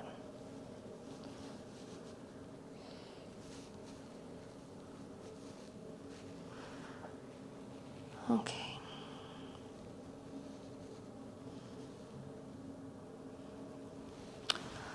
Okay, let me take this out.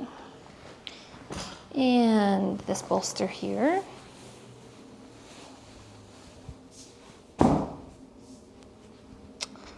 Let's get your face down. Face down, face down.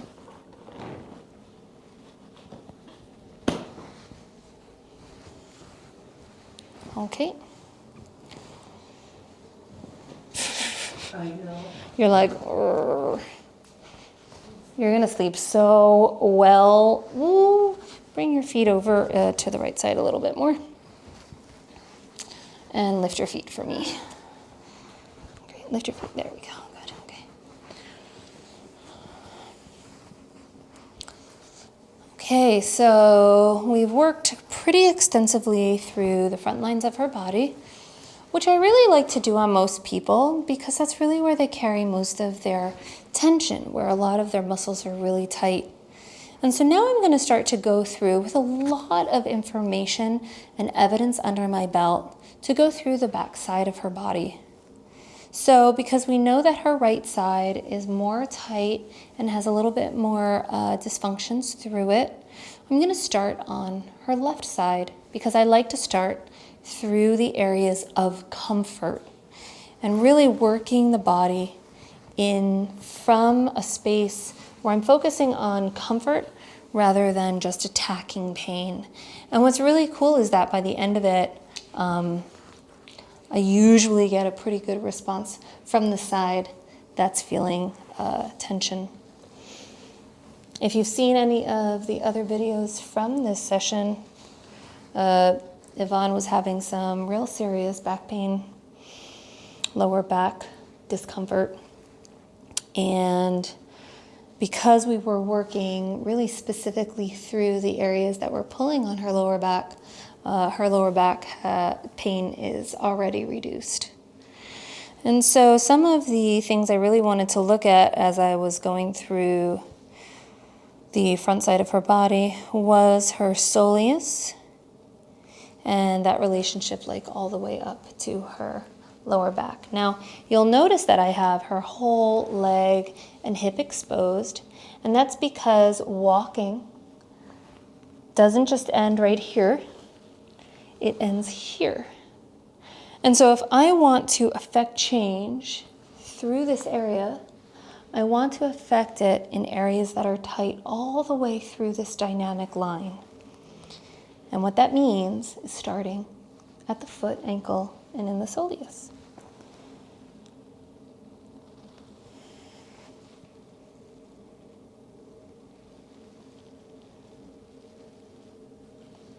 And you can tell that this is pretty intense for her, as I was kind of expecting it to be. We talked a little bit about the left gastrocnemius, which is the calf muscle. It's got two big heads, lateral, medial, and her lateral is pretty tight. Are you cramping a little? No, I'm flexing my little muscle for you. So you're actually extending it. That's an extension, that's a flexion, there you go. I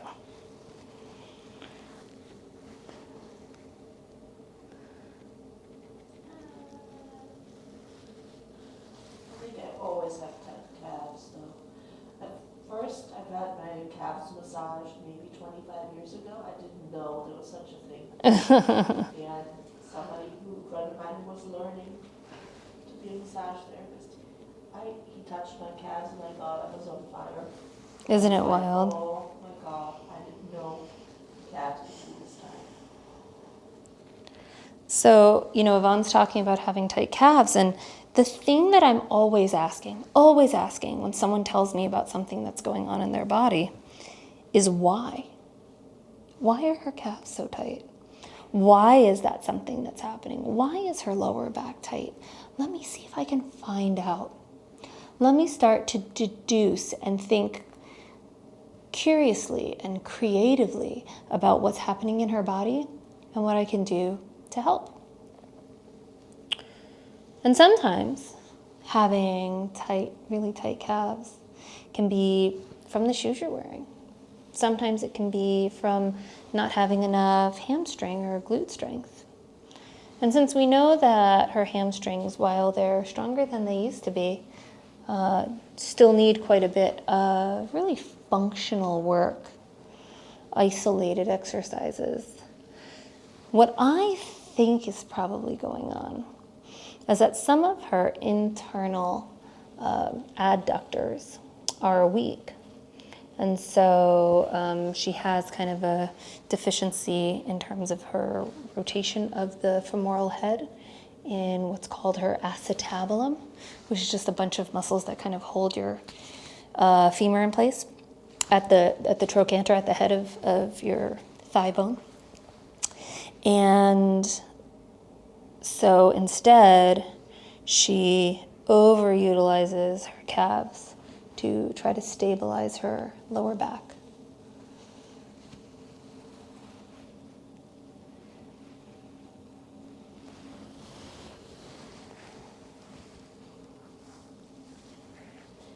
That would make sense.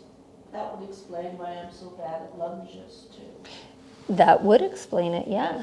When I do lunges, I always want to keep like in. Right. So I lose my balance. Mm-hmm. Then it's very hard for me to remember to, brace and stabilize in, through the hip and through the Right. abdomen, And lower back. Yeah, and especially in such a global, broad movement like a lunge, right, where you have to use all of your muscles. If one muscle is deficient or has insufficient strength comparatively to others, you're going to be out of alignment. It's not a lot of fun to do the repetitive, isometric, isolated exercises and stretches, but the results are huge. Really, when you start to think correctively and specifically about where you have issues, you can really, really see a difference. Global movements get you the most, bang for your buck, if you will, like lunges and squats and running.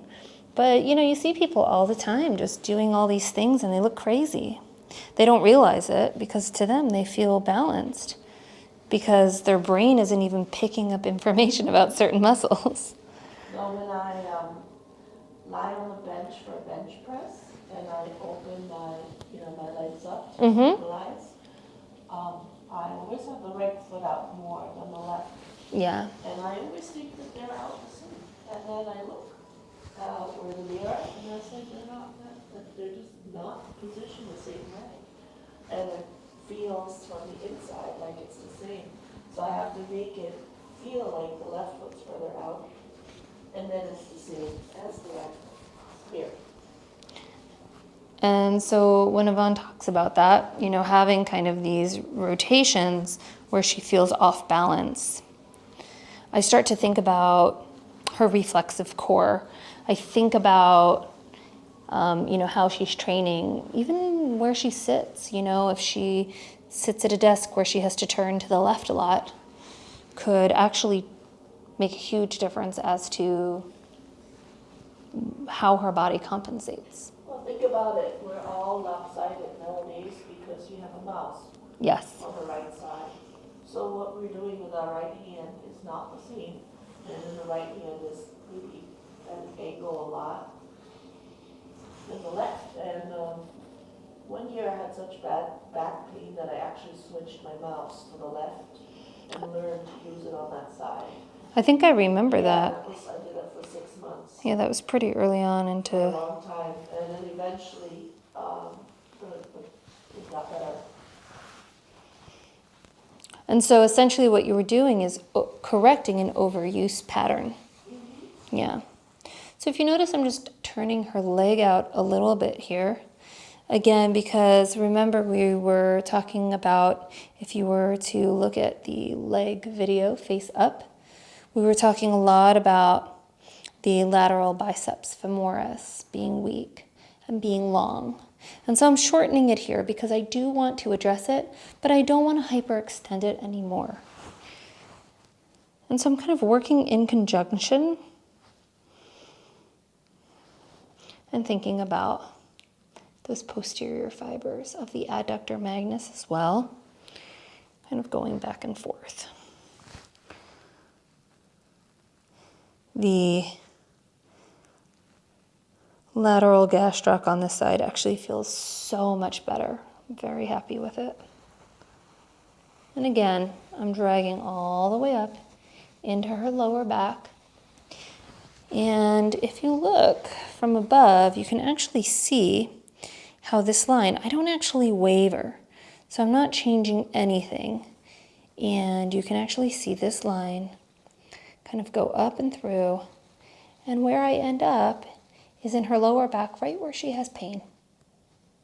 And so this area being super tight and insufficient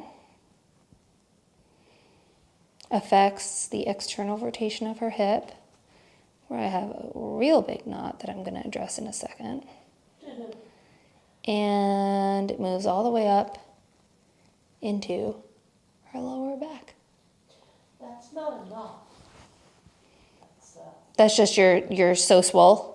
Those are two very big knots. Oh, wow. So I found a pretty intense knot right through, essentially, essentially like, I guess some of her sacrotuberous ligaments, the ligaments that attach from her sacrum down into, oh yeah, especially from all that like trying to bring your knee in from wavering out, this would be. But if I waver out, it hurts more. More, yeah, So of course I want to. Yeah, because that'll shorten these and they're already pretty tense. In my rowing, it's the same, that's exactly where the pain is. And not stepping. Rowing, bicycle, probably those two, where the pain is the most intense in that area.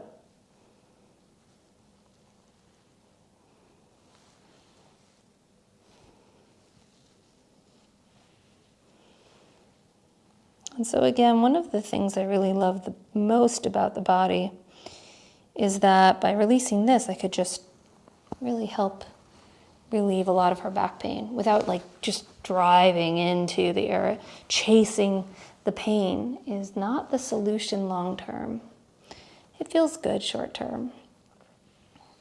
And I'm not advocating to ignore an area, but to think critically, linearly about when to address it.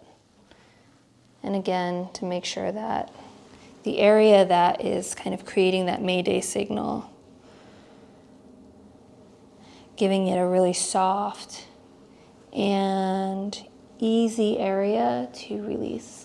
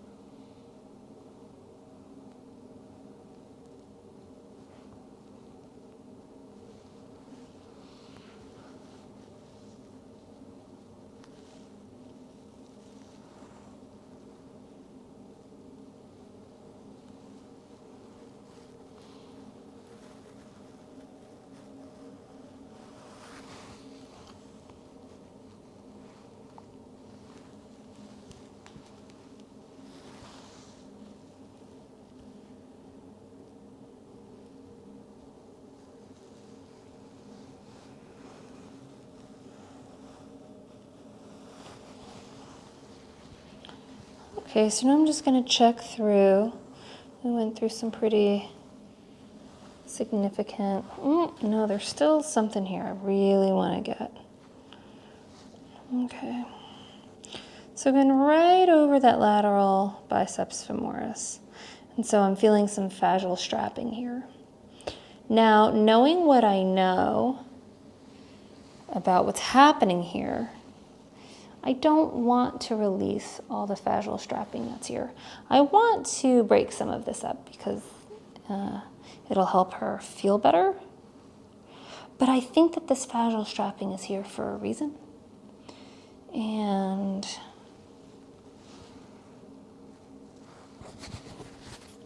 I think that long term, it will be better for her to try to relax your glutes for me. There we go. It'll be better for her to create more healthy dynamic structures to release this. And it'll kind of release on its own with some help from me.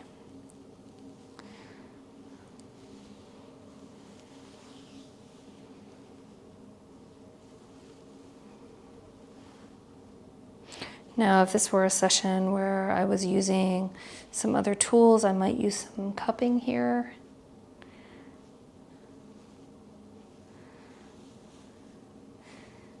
I definitely want to use some of our salve to help release the fascia and reduce some of the pain and discomfort. So this is a CBD salve that I'm using. If you know our story, this is the salve that I made for my dad. And I made it specifically for hip pain, although you can use it really on any joint or deep muscle soreness. So I think I might put a little bit more on through her hip and lower back here.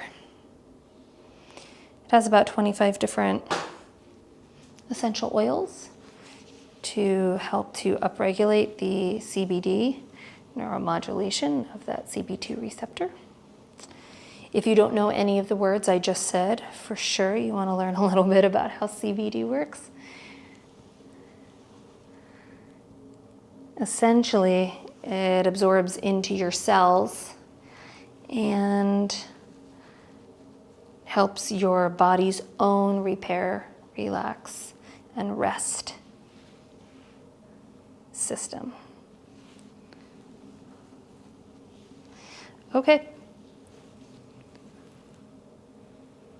Great. Let's move on to the back. Okay. Beautiful. So the beautiful thing about doing work that's really comprehensive and thoughtful is that I'm going to be able to go into the back and really do some nice work in systems that are ready for the work. So I'm not just pounding away at her, upper back for 40 minutes and then kind of grazing the arms and legs.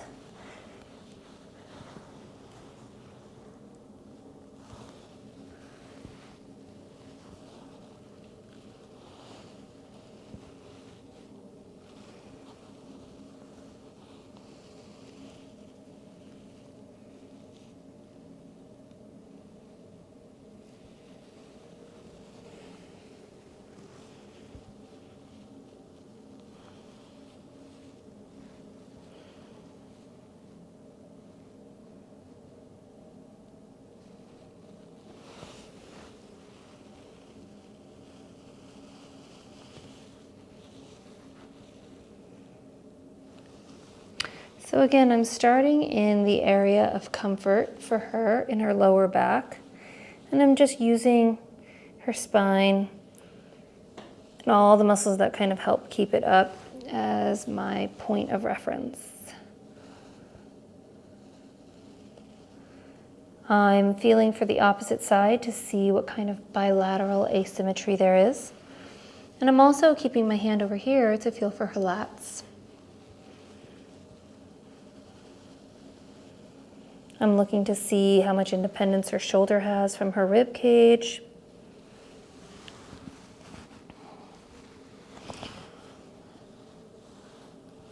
And I can really feel that this right side is significantly tighter all the way up her back. And that has to do with some compensations that she does for her hip torsion and then from her legs. So I am going to focus on her right side because we did so much work through all the other areas in her abdomen, through her chest. And so the area is really prepped to be released.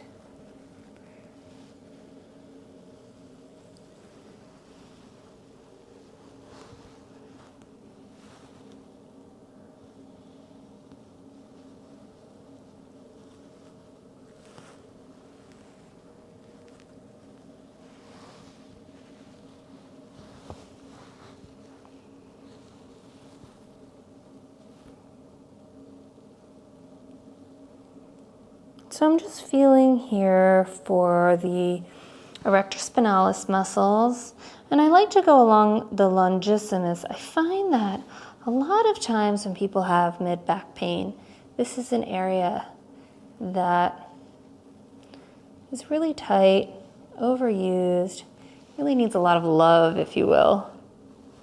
And so I go from right underneath her iliac crest, right through her sacroiliac joint. I find that QL, right? So I'm just kind of drawing. That stands for Quadratus lumborum. And it's this really great lower back muscle that when you do like deadlifts and when you're doing, if you're like doing locust pose or bow pose in yoga, and you feel it in your lower back, and this is the muscle that you're feeling. And when you're in like a happy baby, that's the muscle you're really primarily stretching, along with many others. And again, if you looked at her shoulder and rotator cuff video that I did, you'll remember that I mentioned how tight her infraspinatus is. And so I'm just starting to prep the position of her arm so that I can really draw from the latissimus dorsi, which starts here, all the way up the side, into the rotator cuff, and then address the infraspinatus. The infraspinatus is a muscle that sits underneath the spinous process of your scapula. So that means your shoulder blade has like a bone on it that goes across into your shoulder. And then it turns into the front of your shoulder. All of the muscles from your arm kind of attach, the front part of your arm attach into that. It's called your coracoid and glenohumeral processes.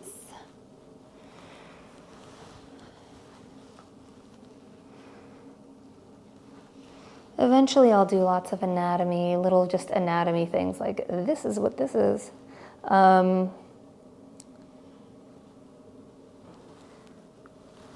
But for now, just know that it actually turns into your clavicle, which is another bone, but there's a whole joint right here. And sometimes when you have tightness in the front of your shoulder and the top of your shoulders, that's what it's from.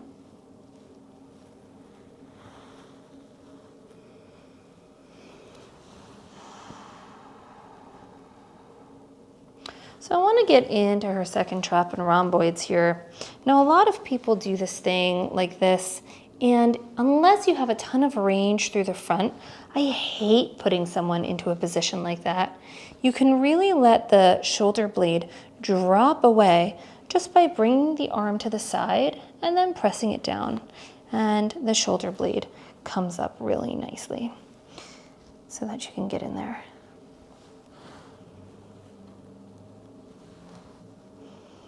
And this is a pretty big muscle, so I'm going to go in with my elbow.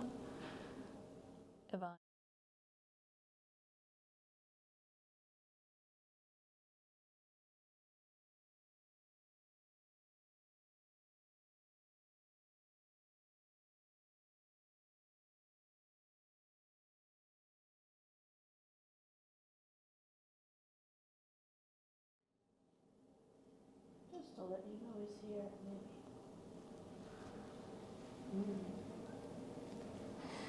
So I'm just dragging down, really from the rhomboid into the traps, all the way into that SI joint. Remember, you know, this isn't just upper back, lower back. They all work in synergy, they work in conjunction, they work in opposition. And it's important to treat them as like one whole unit.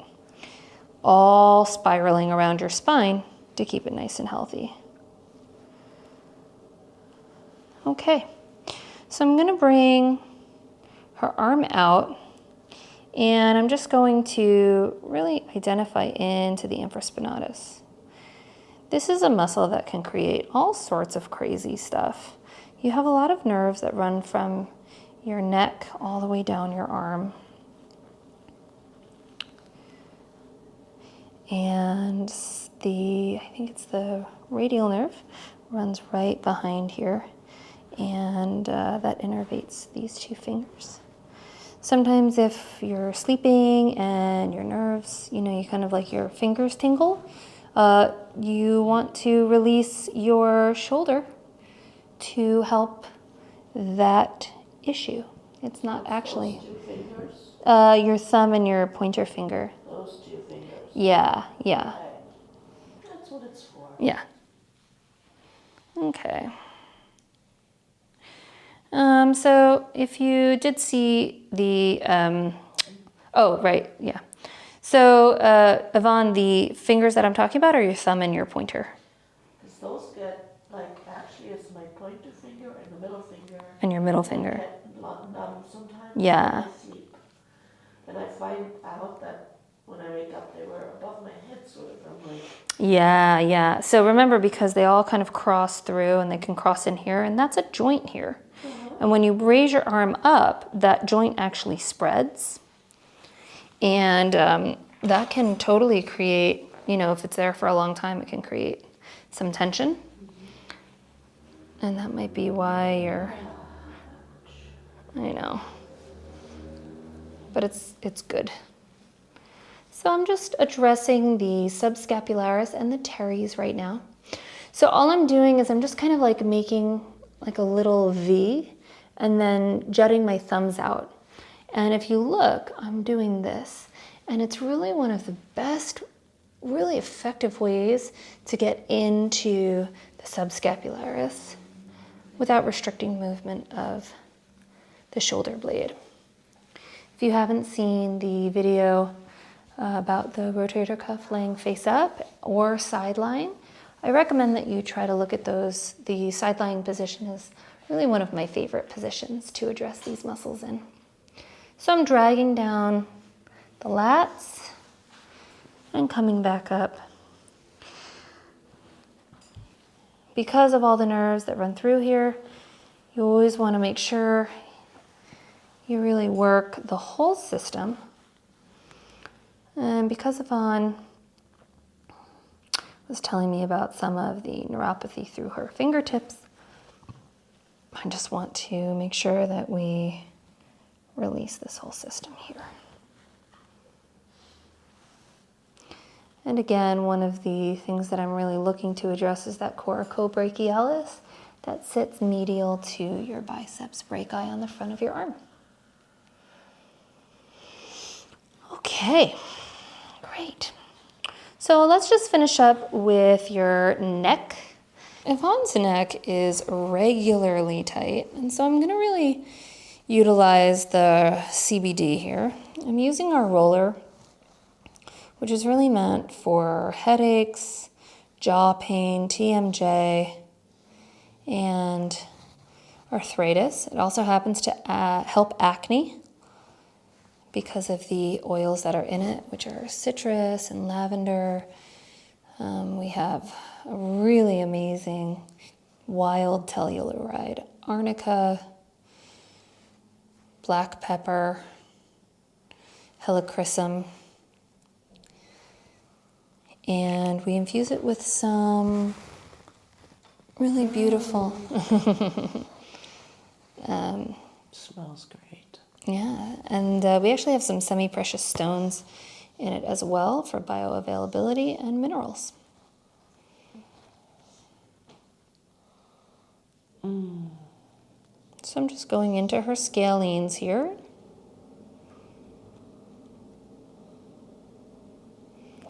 And just doing some nice trigger point work.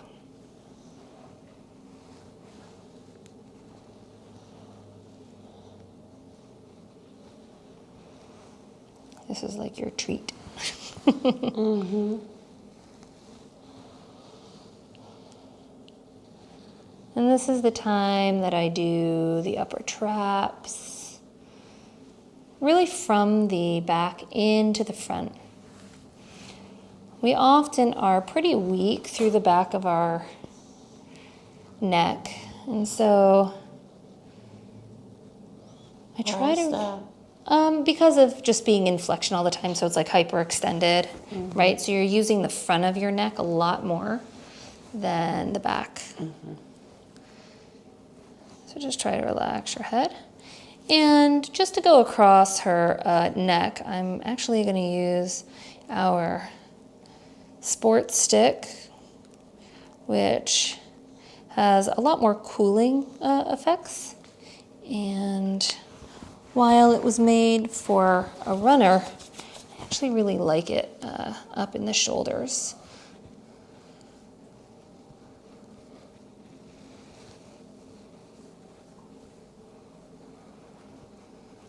Just going over the thyroid, really dragging up.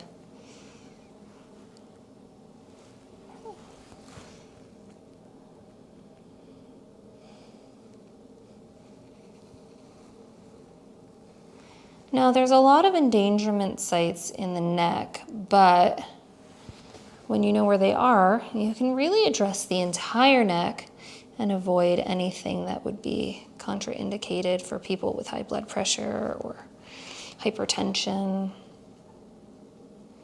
So I have my hand underneath her neck here to really start to get into the splenius capitis, even into her levator scapula here, all the muscles that really attach her head to her rib cage.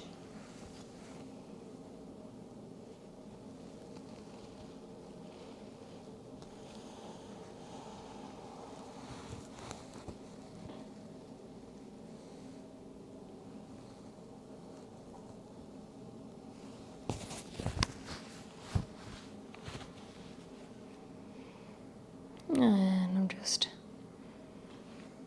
finding the scalenes. That medial scalene here is really prominent for her. And that's pretty common for people that have shoulder pronation. What's pronation? Pronation just means like a inward rotation. That's a great question. You'll notice that I use a lot of medical terminology when I talk. It is the way that I think because it is the most precise and accurate when really thinking about the body scientifically. I do try to describe and explain it, but if I'm saying anything that you don't understand, please just ask in the chat comments below, and I will make sure that I answer them. If you have a question that requires a little bit more of a complex answer, maybe I'll make a video. So please ask any questions that you have below. And so I'm just kind of rolling in and out.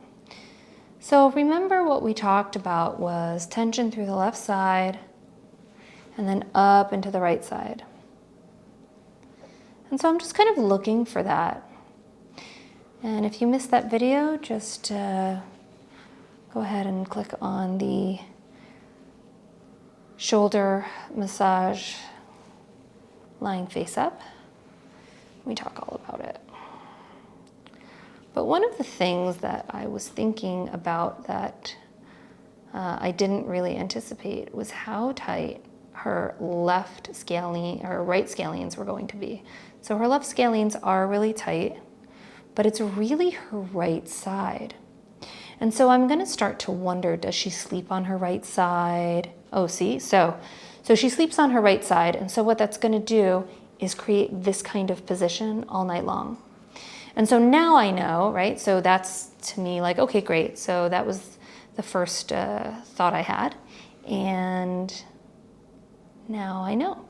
And so then that actually changes the way I might want to treat her neck moving forward, particularly when it comes to the back left side of her neck. And so that's a great example of thinking deductively around how the body works, coming up with predictions or hypotheses, and then seeing which ones prove out. And so this one was not expected, especially given the rest of the information. And what that meant is that I just needed some more information, and now I can treat the body a little differently. And you'll notice that I started to go further into the back of her neck now, and that's because of that piece of information.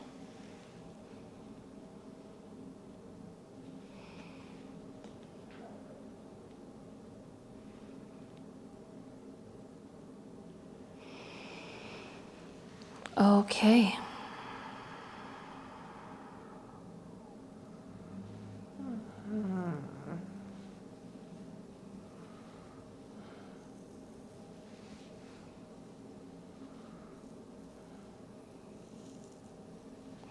This is one of my favorite things, just really releasing the scalp.